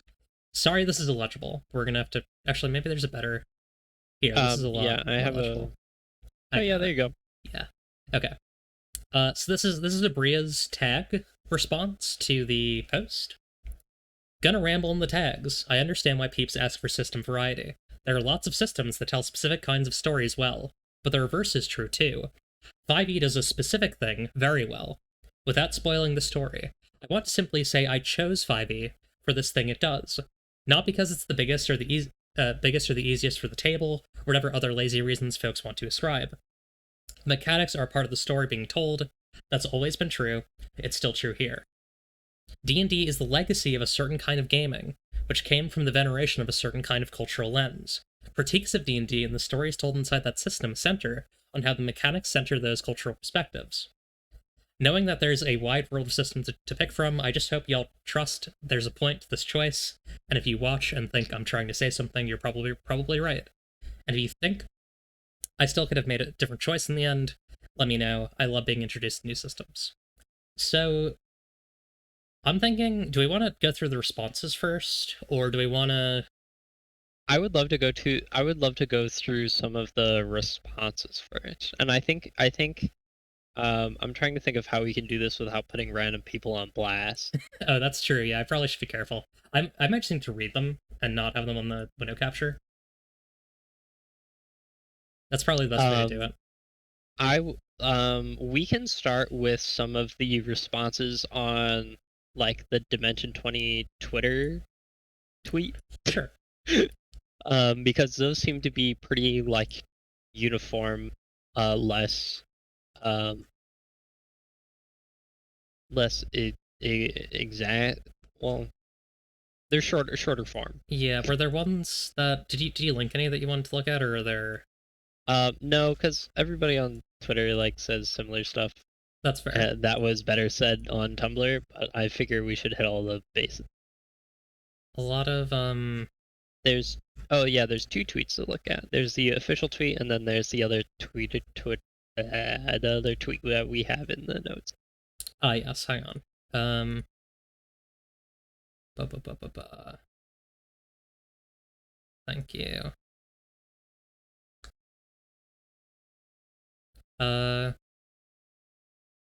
Should I look at the quote tweets for this? Sorry, I'm just trying to figure out where we're where we're looking. Yeah, we can look at the quote tweets. That's where people have opinion. Okay. I'll just read these off because I don't want to dox anyone, or you know I don't want to hit anyone with an attack.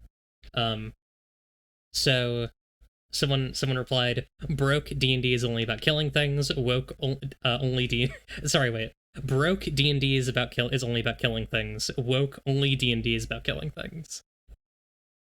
This explanation, whatever that building in the trailer was, makes me think we're getting more of a rats of Nim animals versus humans thing than just the okay, this is just speculation. I see so many people talk about very specific very specific media like Watership Down and like Redwall and like Nim and just like all of these different ones that you've seen in like books before. Yeah, sorry, should I look at the trailer quote tweets or the I'm just trying to figure out where I should be looking. I would just consume stuff and say whatever is interesting to you. That's fair. If there's nothing interesting, we can just move on. Yeah, sorry, I'm just there's so much of it. There's so many opinions. I'm just gonna look up Dimension 20 on Twitter. So that might get me some. J Dragon reply made a tweet. A lot of people are craving peaceful animal folk adventures lately. If the new Dimension 20 show speaks to you, you should check out Wander Home, which is a TTRPG about traveling animal people in a beautiful post-war world. Agreed. I'm looking at. I see Abrea, the GM, Yeah. does have a quote to quick everyone Google what the fuck a stoat is before October 4th. Awesome. Do we want to get into that real quick? Yeah, is there a thing with stoats? I didn't even process that. Yeah, I have it in the notes. Oh, I missed that. Someone had and I didn't know about this either. But I went through every single reblog on Tumblr for this post.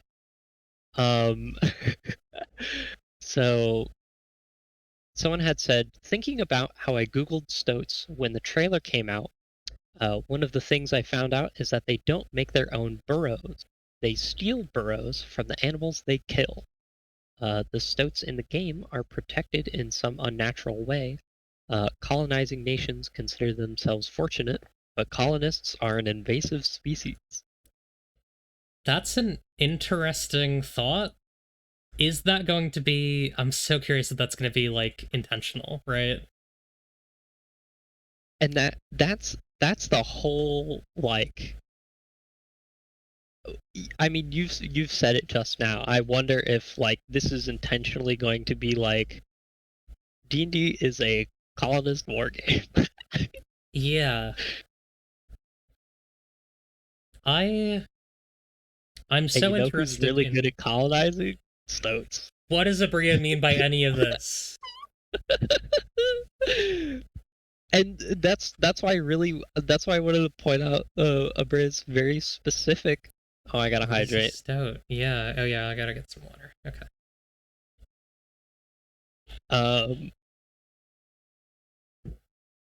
So in the fact that Abria's made multiple angles of movement to be like, hey, look up what the fuck stoats are. Yeah. Yeah, exactly, Duck. Oh my god, it's the best colonizer game. The best colonizer. Yeah.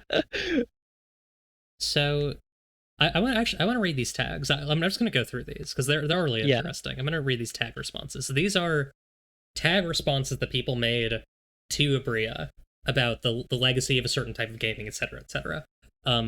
Abria, I'm guessing you mean the mindset of D&D originating out of Western wargaming with this colonial and imperial perspective. Fits with the animals of Farthing Wood / Watership Down vibes of UK humans fucking up nature and thinking Darwinism is the evolutionary process. Another one, when Abria Iyengar says the legacy of a certain type of gaming, I mean, in the context, it sounds like maybe she really is talking about the colonialist wargaming heritage, which is why it could speak back at that colonial imperial mindset in a story with those themes. And then another really long one. D&D was the standard bearer of an age of TTRPGs that centered on a singular archetype of fantasies, an age that still reigns. Most home games.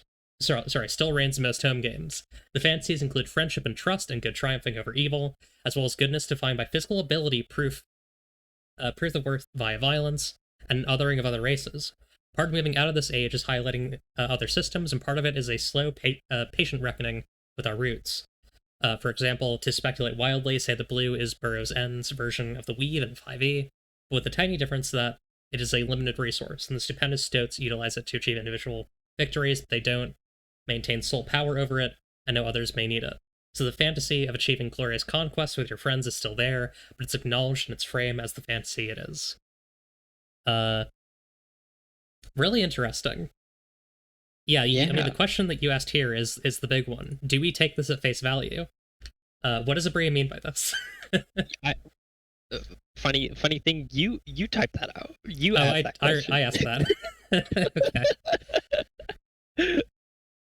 Okay.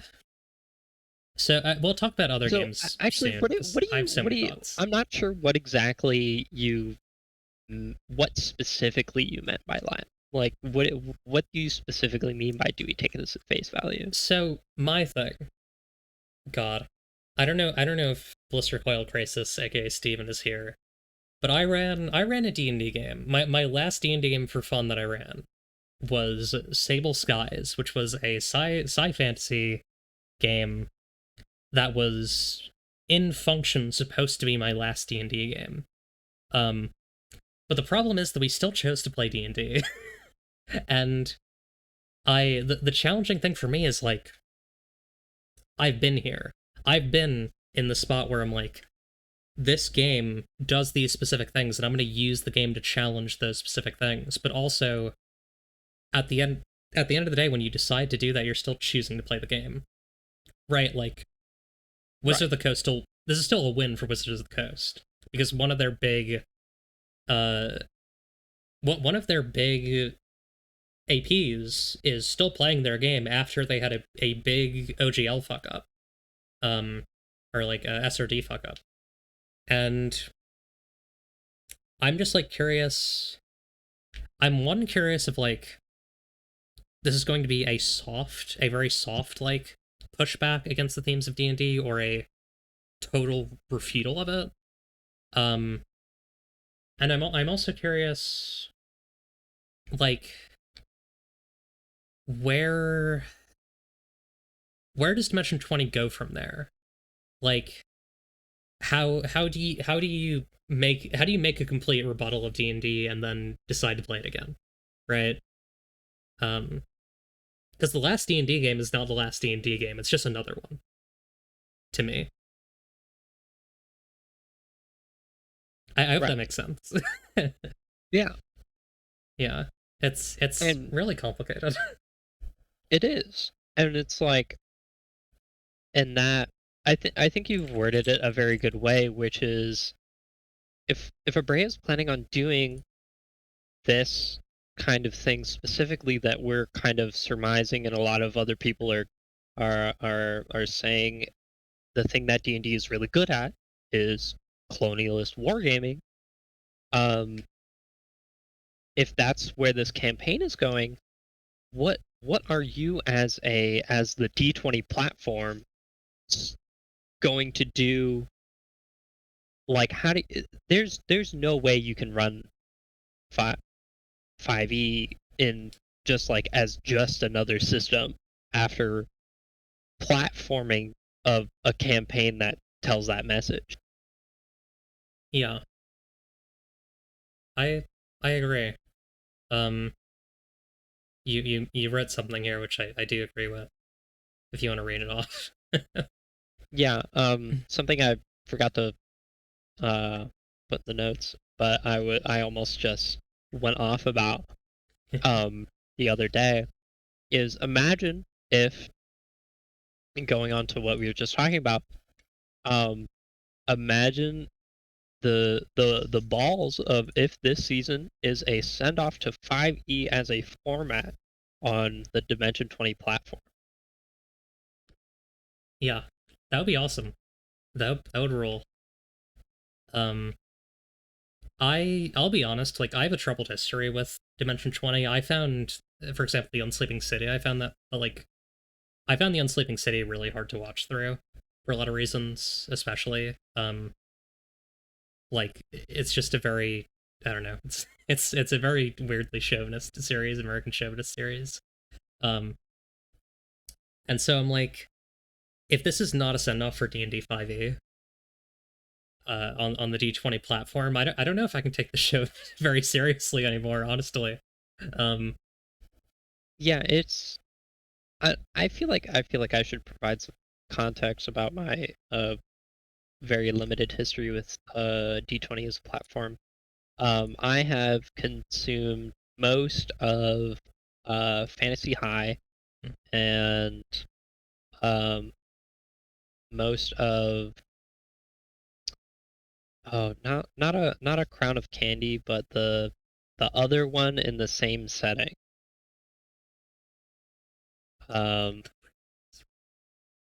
God. oh, is it But yeah, Mentopolis? Or is that no, a not different one? Mentopolis. Okay. I've seen the first episode of Mentopolis. Um, yeah, I I don't, watched yeah, and that's all I've consumed in regards to D20. I've watched the Unsleeping City. I watched the Harry Potter one, which was really, really good. I'll go back That's to it such in a a second. weird thing to hear you say. It's really good. The thing about that one is they're playing kids on bikes, which is like a good game.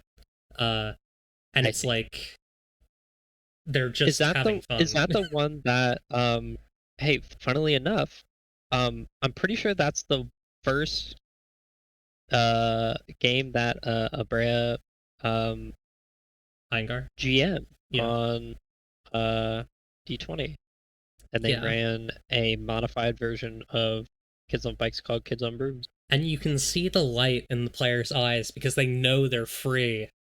Because they know that they're not going to be wedged into a 3-hour combat and like at any turn. I'm approaching you, Briangar, and I'm putting my hands on your shoulders and I'm saying, please get these people to let you run something else. Again, I'm begging you. It's so much fun. That series was so good. And I love that for you. Right, which is, and that's why this very explicitly announced decision of, hey, I'm the one that chose for this to be 5e, and we can see in their history, like, you have experience running other game formats, and you so it, in my eyes, it provides like, oh, um it it it leads me to have more benefit of the doubt in this situation, regardless of just the D&D stuff in general. I'm coming to your side, but I will have you on again if that's not the case. And we'll talk about it. Yeah, Maybe. I Know. am very much looking forward to seeing where this is going, regardless. Yeah, I mean, listen, I might get a Dropout subscription again for the first time in a while because I want to see how this goes. I don't have my own. I'm just using my girlfriend. Hell yeah, based. But yeah, um, I hope they all have fun. I hope they all had fun. Yeah, Recording at this I think at point. the end of the day, I really do hope they have fun.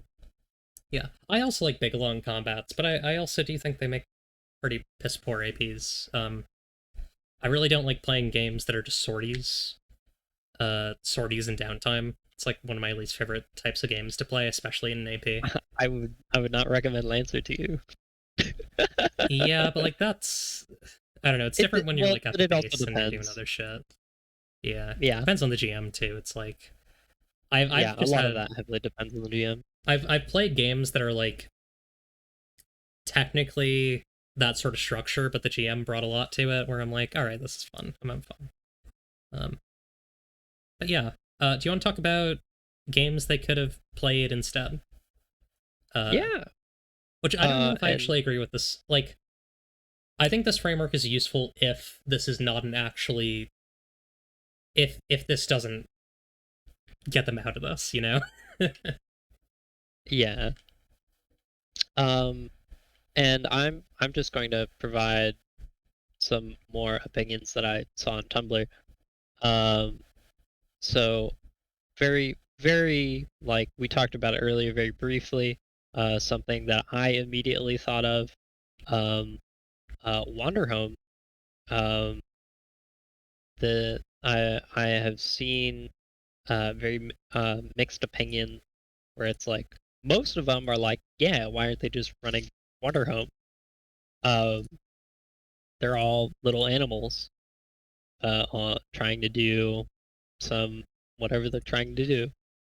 I personally haven't played Wanderhome. I've read through Wanderhome. I like how it's structured. I haven't read it recently, if there's been any changes to it. No. But I did see this opinion of Wanderhome specifically.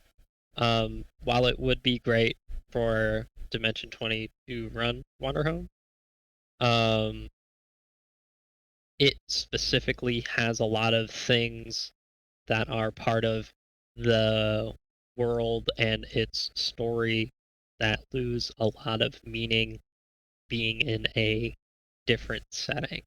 For example, how do you say that the The Heath? Haith. The Haith. Heath? I think it's Yeah, either. I think there it actually doesn't matter. I think you can say it however you want. The Hath, the Haith, the yeah, Heath. Hath. Yeah, I definitely agree. I also think like there is a question that I think kind of comes up when you're like this game that you people played should have been in a different system where it's like what elements of the story that they're telling are because of the system, what elements are because of the like what came first, the chicken or the egg? Because like Wanderhome Right, doesn't have violence as a thing that player characters can enact without uh literally losing the ability to play their character in the case of the veteran. right, Um, but also like the D20 campaign has violence in it. Um, but would it have violence in it if they played Wanderhome? There's kind of a you know six of yeah, one dozen the other type thing. Um, I don't know. It's an yeah. That's interesting a thought. I don't know if that's the best game though. I definitely agree with the Haith stuff. Yeah. In the chat, that's a very good way to phrase it. Wanderhome seems too idyllic for the story they seem to want to tell. Yeah, and then there was another person the person who left tags that said, I was initially hoping for it to be Mouse Rider, but that might be too lethal for a 10 episode run, unless they played the whole burrow and kept replacing their characters each time one died with another stoat.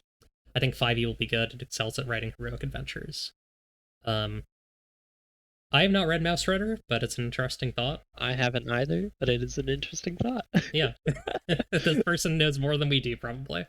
Yeah. Um, I figured uh I should give it a shout out as another system that people are thinking about. yeah. Uh, Root, there was a really bad video essay about it that did manage to make it look kind of bad, but also the video essay was bad, so who's to say?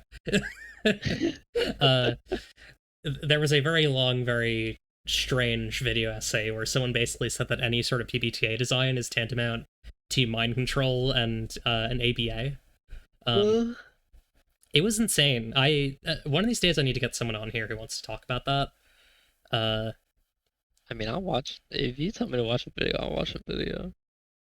maybe it's like 5 hours long. It's so fucking long. I just I'm in the middle of hey, I'm not to expose myself. I'm in the middle of watching a 7 hour video about Northern Lion talking about its Peloton. awesome. uh, Root seems okay. I think Root is very much a.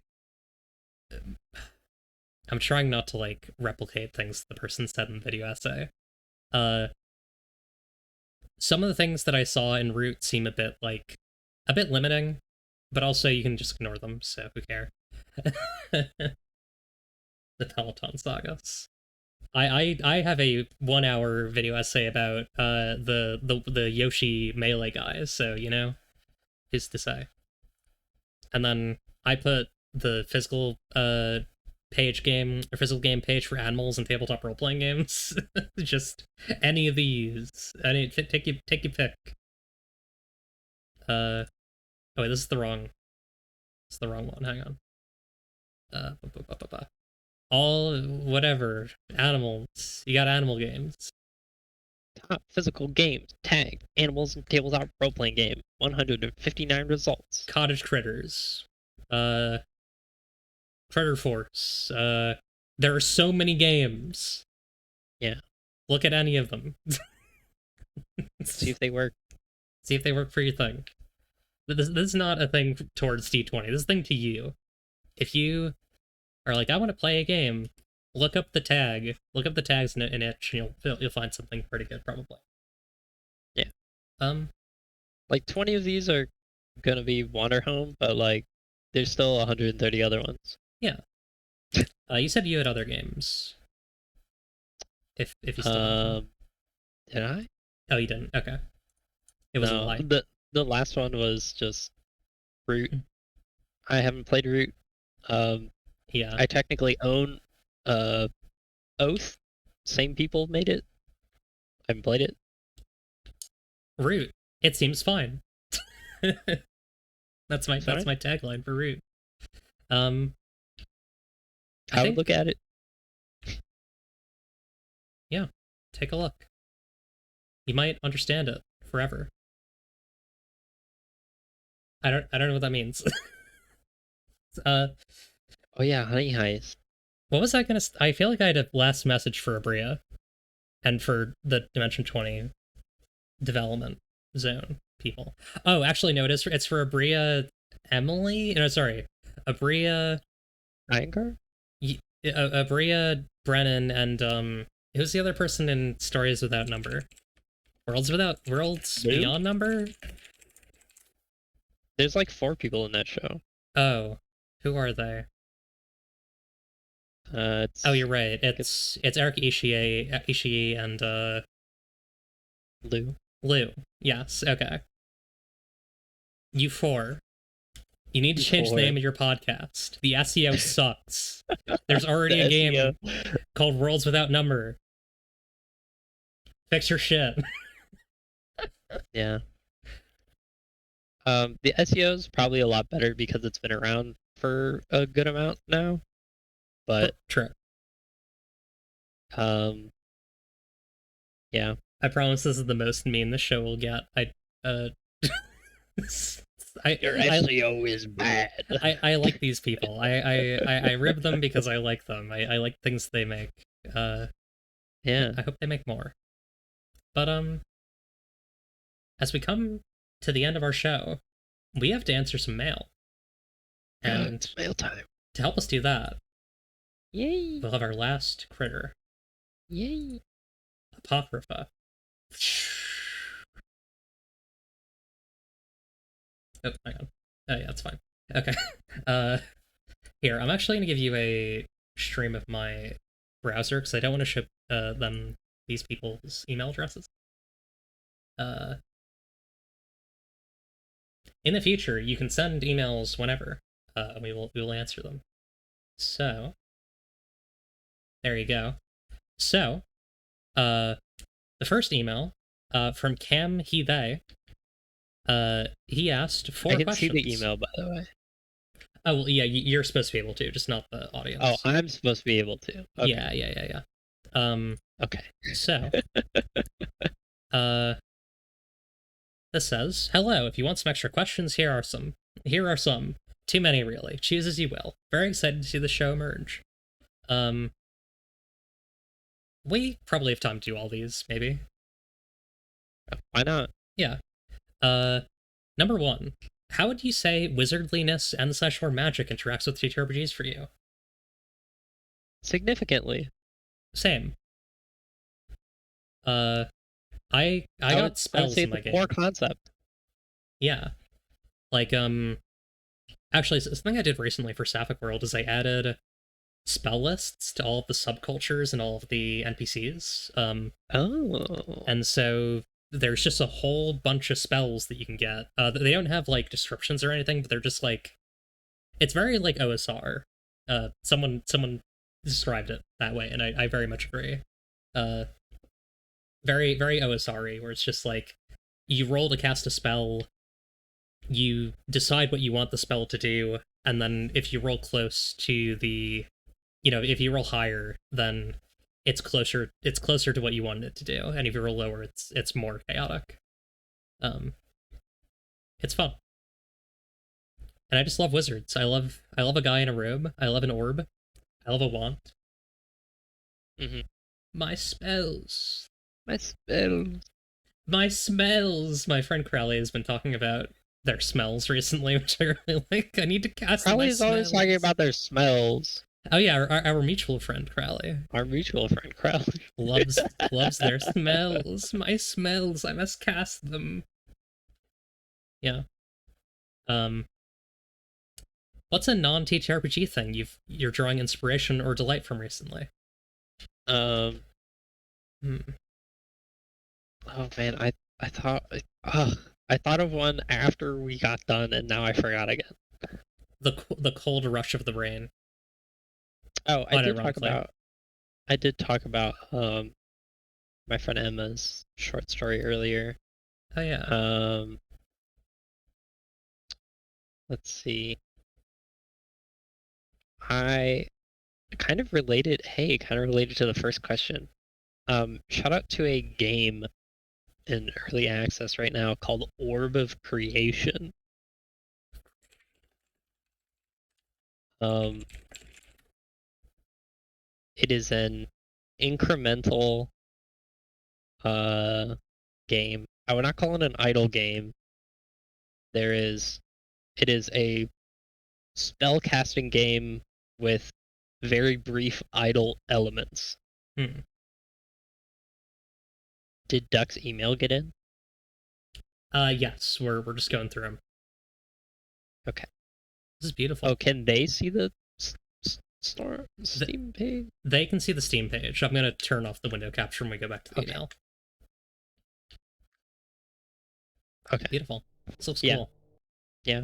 I was playing a lot of that like 2 weeks ago. Hell yeah. So you're just like shaping the world with magic in like a incremental style. Spells. Sick. I should buy like this. You learn a new spell. I love spells. And it's like, oh god, it costs so much mana. What are spells cost so much mana? You must infuse your orb. And I'm going to explain this in the worst way possible, but it's just like playing Arcane Mage in World of Warcraft. I have not played WoW, so I don't have a frame of reference. I have not played since a long time ago. Fair. I just want to make sure Ducks came in. Okay. Hell yeah. That's the wrong email. There we go. I don't know how to tell when it's something on the stream. You can't really tell. I'm sure you have it covered, but it's just like yeah. I know what I'm doing. I have it set up. Okay. At a click of the button, I can have it all normal. Yeah, as I said, just the rain recently, it's been like very cold and life instilling, and I don't know. It's fun to like when I have like just like a single, like when I have to like run to this like CVS or whatever, like from my car, like I will simply wear a t-shirt because I like getting soaked. It's fun. A little sloppy and a little wet.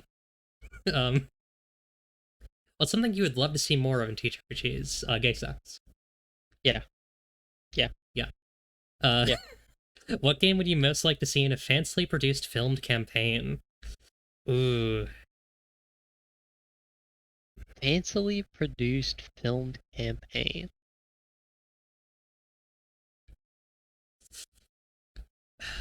this is kind of one of my like. You're gonna hear me talk about this game so much because it's like one of my like foundational games. Fellowship by Velmini. I would love to see just like I don't know the idea of like people like in like costumes that are like based on uh their like fellowship, their people that they describe is like such a cool idea to me. And having like the GM dressed like the Overlord, and there's some there's potential there. What? What? What do I? It's I. Hmm. I'll think about it. I'll come back to that. Yeah, you got time. Uh, next, Psych. I already have it. hit me. There is a TTRPG. This is one of the ones that I forgot about. But remembered now. Um, it's called. I believe it's called Archipelago. Oh yeah. Oh God, how do I find this? I think is it on drive through? No, it's Archipelago. I found a RPG Geek link. Hmm.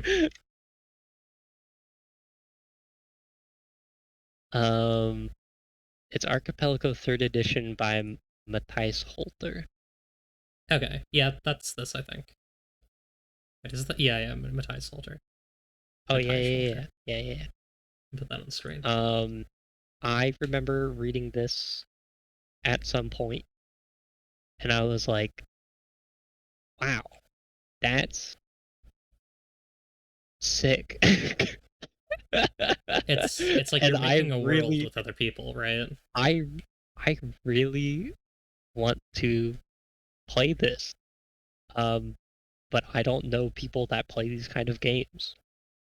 Right. It's you're all it's a slow story of characters intersecting, right? That's the Yeah, yeah, that's fun. it kind of another. I'm just remembering all the TTRPGs now. You're remembering. I'm remembering. Um, God, what is that even called? It's called like Apollo 47 or something. Oh, the big one that has a bunch of instructions in it. Yeah, Apollo 47 Technical Manual. Yeah. Yeah. I own this. I own the book. The like 2,000-page book. It's so good. Yeah. So it's a little bit of game, 1,177 pages of reproductions of NASA manuals and papers related to the Apollo missions, which can, if you need, provide prompts to spur you on. Yeah, you can see the big old book right there. Yeah. So what's so funny is like, I know some people who love this game. I know some people who find it intolerable. Um, I've not played it, so I don't know. I also have not gotten the opportunity to play it. It's an awesome concept. It's cheap too, like you know. Oh yeah, like it's on drive through. You can get the book for $50. It's a big old hardcover. Yeah. And if you can buy it with the PDF and it's still $50. I'm gonna make Sapphic World unironically this big. Hey, you know what? You better. I will. I promise. I promise. Not the actual main book, but in total. I would love to see Sapphic World be that big. Love to see it. Questions from LC. How do you recommend getting into the TTRPG scene? I think it's so interesting that there's this bounty of cool experimental TTRPGs, but I got no clue where to start. I would start find a game that you like, and see if it has a Discord server. And start making friends there. And talk to those people about the games that they're making. I feel like that's the angle. I've thought about this before, and I feel like that's definitely how more than a few people have gotten into TTRPG spaces. Yeah. Because I joined have the Possum Creek server. I was literally about to say the amount of people that I know that got into the Reliquary server from the Possum Creek Games server. And I've never been in the Possum Creek Games server. Yeah. Find a game, find a server, talk to people. I'm talking about Discord, by the way. Yeah. If that's a space that you're interested in. Otherwise, like, unfortunately, I would look for some solo TTRP. Yeah. Alice in the chat. Very immediately the person I think of when I think of people that vouch for solo TTRPGs. Hell yeah. Yeah. What is that? I think Deity made that. What is it, like my body is a temple or something? Oh yeah. Deity rules. I love Deity. Yeah, this body of mine, I will make it a temple. Hell yeah. Actually, let me find that.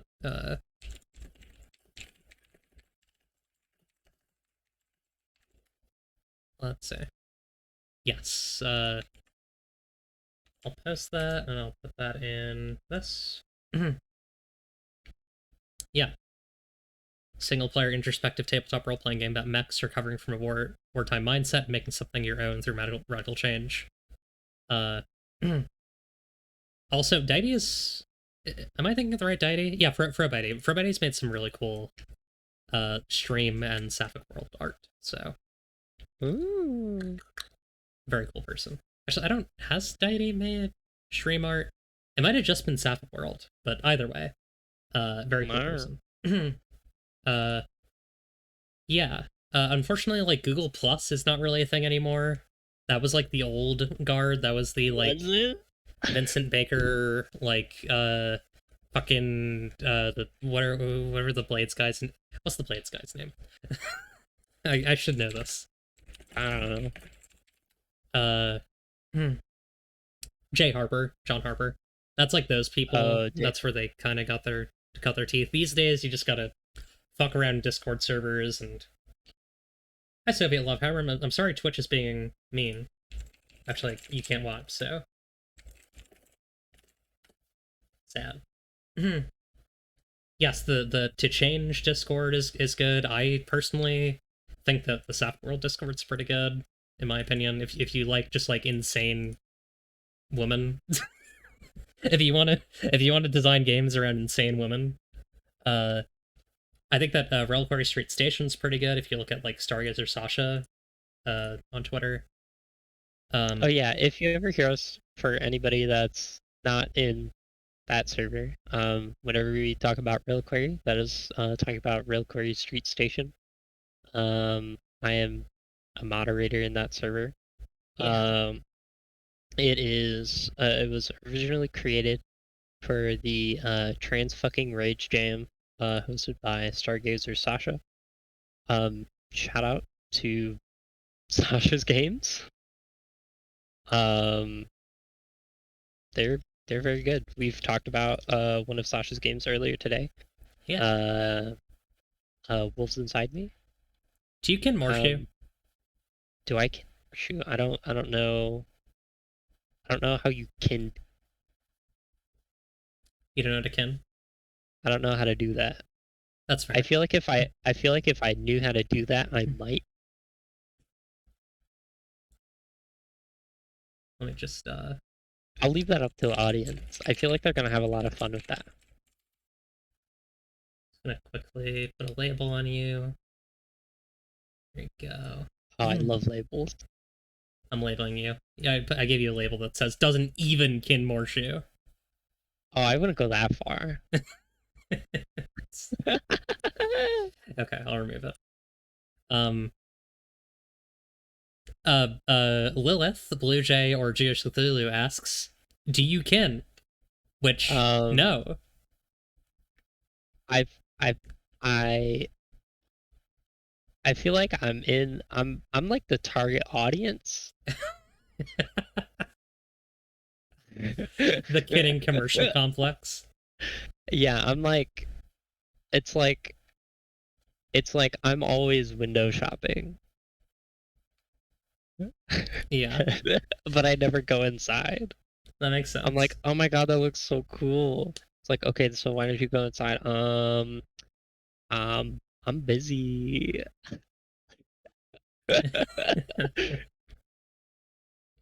Oh god. Okay. Next question from Ooh, Duck. I love this question. Question for the author. What is the ideal snack to bring to the TTRPG table? Ideal. No crumbs, cheap but tasty, enough to share, won't be mistaken for dice. Your Honor, Duck. You actually said you honor, but I'll forgive that. This time. Me honor.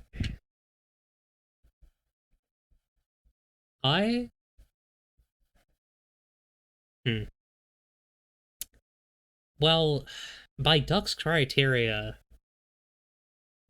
the thing that I would say, I like a pizza dinner that breaks up the RPG. But that's not a snack.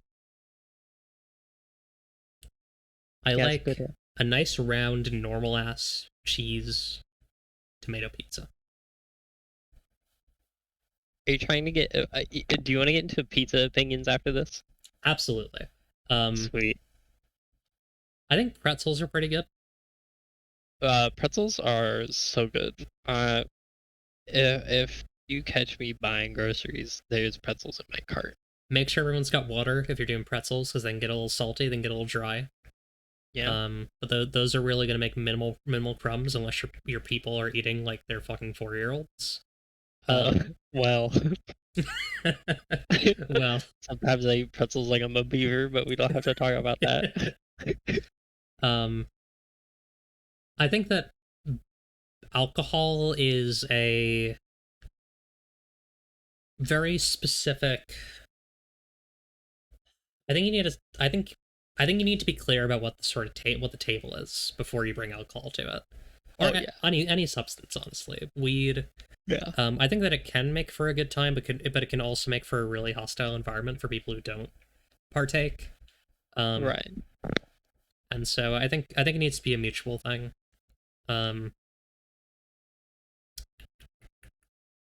Yeah, like LC earlier in the chat was talking about how we were both in a D&D game together. Occasionally I'm like, you know what the best thing for this character is? Just smoke a little crumb. Smoke a little crumb. Smoke a little crumb. No crumbs, but yes crumbs. I mean, the DM shouldn't be drunk while the rest of the table's sober. Yeah, probably not. Do I need to specify that I'm talking about weed? I don't think so. I don't know. Also a fan of a chewy chalky chip cookie, as long as it's crumbless, absolutely. Like a soft cookie. It's pretty good. A little hard with enough to share, but if you make enough of them, you can do it. I would go with like a. I like a Twizzler. Twizzlers are good. If you can trust the people at your table, I think a dipping sauce can be a good thing for the pretzels. I think some ranch. I was about to say, you mean like just some sauce? Like a mustard. Like here's a communal bowl of sauce. You pass it around, you stick your face in it. And then you pass it on the next person. Spread COVID so quickly. What other snacks? It can't just be pretzels, like Cheez-Its. Cheez-Its. Chex Mix don't really have a lot of Chex Mix have a lot of crumbs, but not a lot of like trail. Yeah. They have bowl crumbs. There's a very important difference between like chew crumbs and bowl crumb. Mm-hmm. where it's like Cheez-Its have a lot of like bowl crumbs. Cheeses are Um, good. that has a lot of like crackers have like a lot of trail crumbs unless you're just like like full forcing it. Is that why did I say it that way? Any snack that is dry, greaseless, powderless, fits in the mouth, doesn't explode, is perfect. Doesn't explode. Now I want you to say what you think about when you think of something that explodes. Saltines. Yeah, okay. Yeah, Yeah. they explode. They also don't fit in the mouth, so that's like not tightly, right? Well, hey, I don't know about you. I could fit like 2 whole saltines in my mouth. I can fit them in my mouth as well, but like most people Cardboard. are not Yeah, gonna that's a good one. do that, right? Yeah, cardboard, the dice. The dice will not be mistaken for dice. They will be known. They will be eaten. They have no crumbs, cheap but tasty, enough to share. You think cardboard leaves crumbs? I don't think so. Probably not. Clips only has Werther's original. That would be a good one. Where there's originals. That's a good one. The only thing about those is like, I don't know, They could be a little sticky. a little sticky. Any wrapped candy that stays dry with contact when it contacts sweat is pretty good. Oh, I'm going to the pantry. Good plan. Let's see.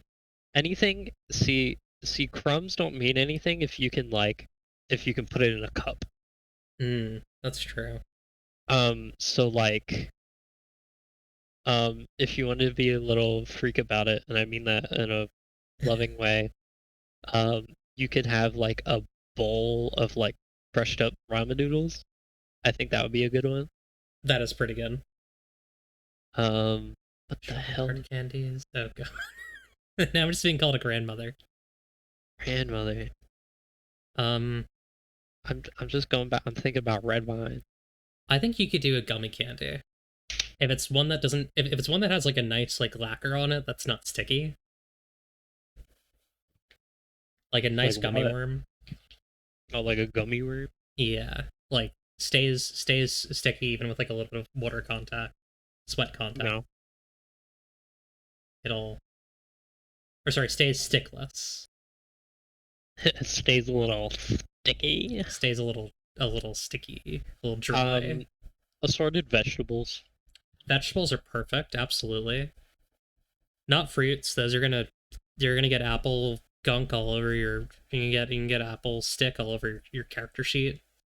Unless it's dried fruit. Dried fruit's a really good one. Oh, true. Dried fruits are actually really good. They're actually awesome. They're fucking expensive though. Freeze-dried fruit probably pretty good. No, actually. No? The thing with freeze-dried fruit, those get a little bit of moisture. You got freeze-dried raspberry all over your damn hands. That's true. Celery, yeah. I can't. Oh my god. I like vegetables. Mm-hmm. I can't eat raw celery. It's a stick. I can't eat raw celery. I agree. I had raw celery recently, and I was just like, this is a rod. This is supposed to have an orb on top of it. Oh my god, you say dry your own fruit with a hairdryer, but I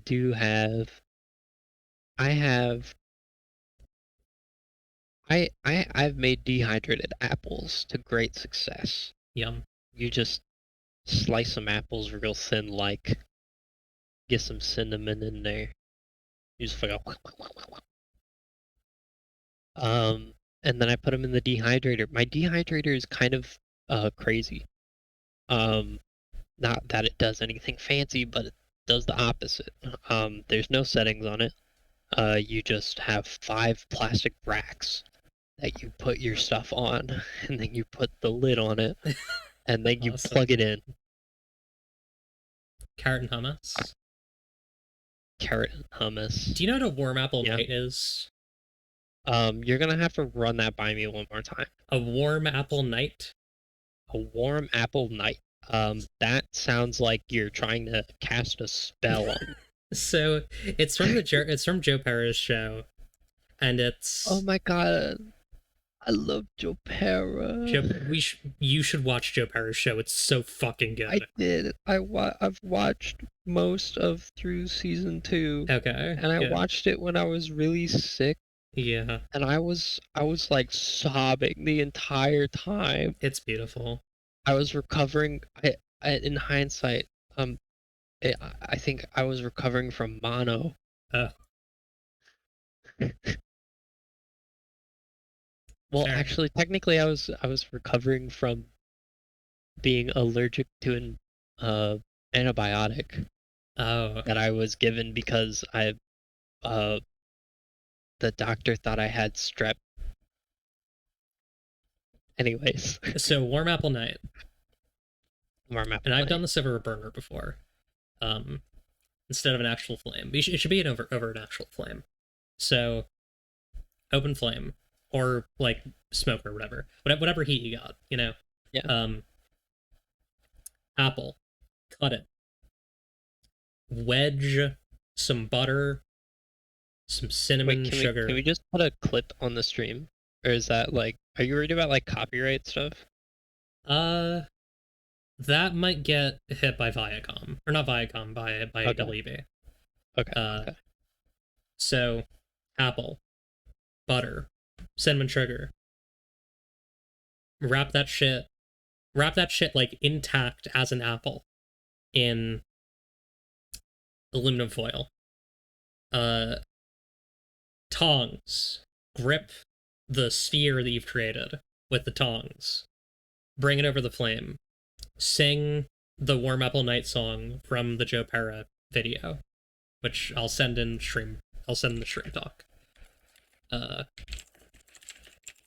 Probably after the stream talk. here. I'll send. It's 22 seconds, like 30 seconds.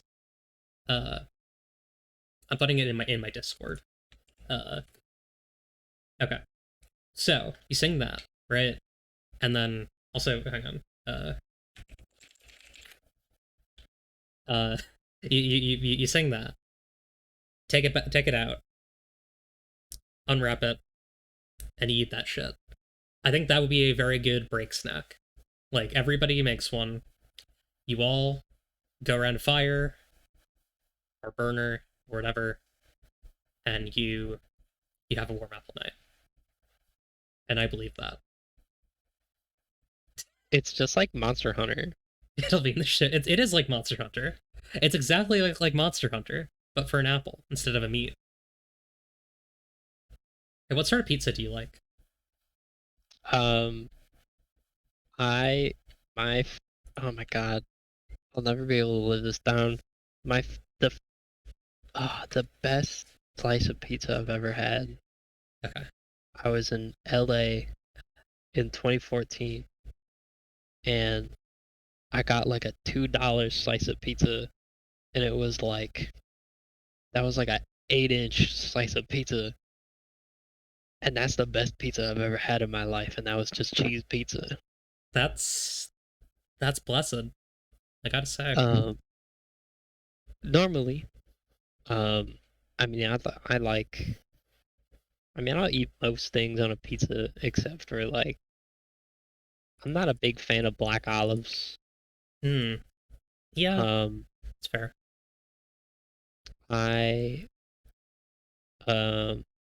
What else? There's another thing. I don't eat black olives. I don't eat really weird. I don't like the kind of sausage that they put on pizza. I've been growing up my entire life trying to explain that sausages ain't the same. And it's like pizza sausage is different from like kielbasa and like that's other true. kinds of sausage. Well, it's an Italian sausage. It's an Italian sausage. It's like a summer sausage. It's different from the chicken sausage. It's different from a sausages ain't the same. I just don't. I specifically don't like the like like the English like breakfast sausage type, like you find them in Lynx, like those little burnt. Not not to be. I'm gonna be mean about it. The little like burnt turds of a nugget. Fair. Do you want to hear my strongest held pizza opinion? Oh, I'd love to hear it. I'm gonna see if I can find references for this. So like, Pizza Hut pizza, right? Oh no. Let's look at this. Oh no.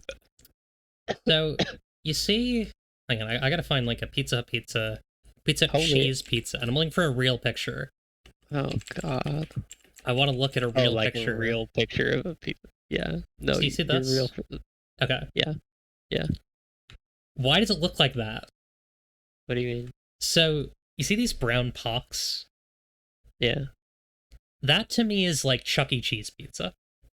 Like that to me, that's not real. That is a. I know Melody explained it to me when we were playing RE5 last week, that there's like a specific thing. Maybe it wasn't RE5, but there's a specific thing that these like cheap pizza places do that makes it look like that, and it anytime I see a pizza that looks like this, I know I'm in for a bad time. However, I accidentally just showed an email. Oops. Don't look at that. However, look at like real New York pizza. Like, show me just a regular ass New York pizza. You see this? Yeah. That's what it's supposed to look like. Yeah. Red, white, orange, where the grease settle in, red. What the fuck is this? Right. If I, as a person who lives in New York on Long Island, if I go to a place and the pizza looks like this, oh yeah, you are a Long Islander. Yeah, I'm throwing that at a car. I'm not actually doing that, but I'm gonna be mad because it's like you don't even care. You don't even care. You don't even care. That's my opinion. Well, here's the other thing. I don't even care. Google, show me this man's regular New York pizza. Actually, the only thing that I care about, the thing that is worse than getting a pizza that looks like it came from Chuck E. Cheese is getting a pizza that is undercooked. That's true. What is this picture? Oh man, I could gobble that shit right up. No, but the framing, the light. That's the kind of picture I would take. He's being abducted by aliens. What? I didn't know that they use cheese that they acidify. Okay. What? I'm gonna stop looking at pizza. That's crazy. Don't show the email. Oh shit, I did. Okay, whatever. I already said it was duck. It's fine. Duck is known as Duck, and does Ulysses Duckler, so it's whatever. Don't email Duck, please. I'll kill you. Not actionable. In GTA in Minecraft, yeah. In Minecraft. Side note, did you see that this is not TTRPG news, but it is news. You see that stuff with GTA 5 like a few weeks ago? No. How they're going to move the real RP stuff to be like officially supported like dedicated servers. Interesting. And they're going to just like hyper expand mod support for the game. That's good, actually. Good for them. I hope they don't monetize that too much. Yeah. I didn't look too much into it, but I just have some friends that are near that space. That's cool. Where I was like, wow, that's neat. Hopefully. We can only hope that all TTRPGs can do this, can open themselves up to modification and to extrapolation and to expansion. And all games destroy the walled garden. I think with that we're gonna wrap up. Did we have any more emails? That was the last email. That was the last email. Yeah. I think I totally forgot to put a break into this. Security alerts. Next time there will absolutely be a break in the middle because I totally just didn't think to do that. But yeah, brakes aren't as much of an issue for me specifically because I do have a wireless headset. oh yeah, makes sense.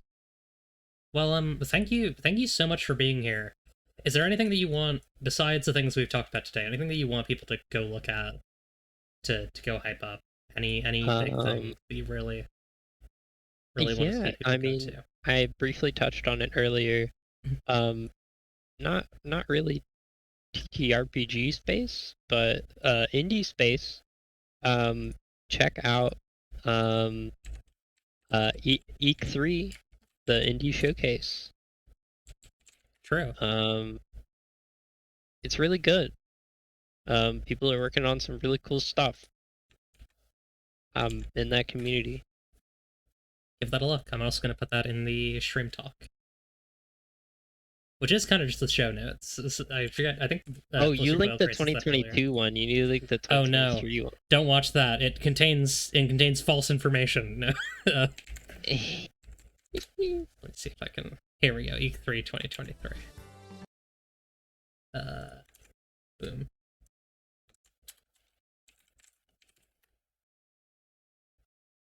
I'll keep the other one up in the stream talk. It's fine. Yeah. But yeah, next week, I might as well say who's going to be on. Actually, wait. Do I know? Hang on. Do you know? I think I do. Do you know? I think it's this person. I don't. Let me just double check. I don't even know what you're talking about next week. Next week is going to be Holly from Holly's Neat Tweets. Chiskin now Nugget on Twitter. Chiskin Nugget. Who makes games and makes dice and does a lot of other cool stuff.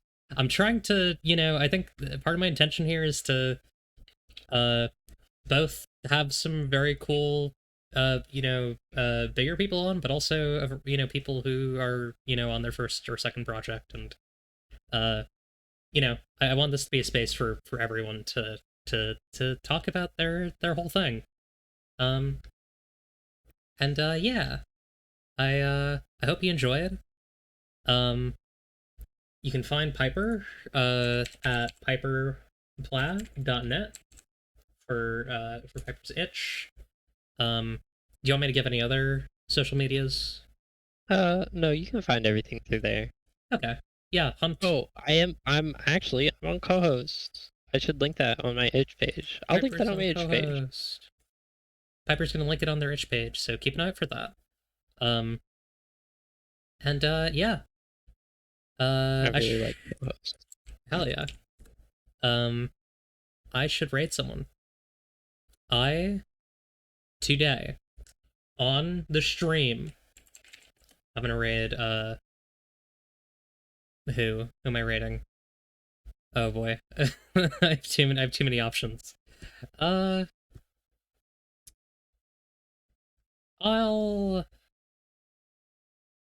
trying to see if there's anyone like TTRPG related that I could raid.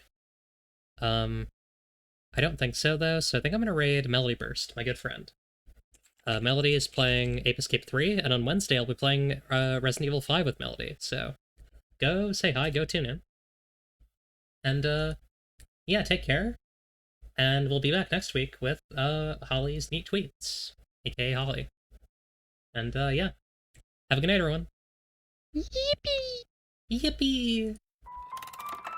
Wait, wrong. Remember, if you don't like what you see, you can change it. It's up to you, really. Goodbye, good luck, and have fun!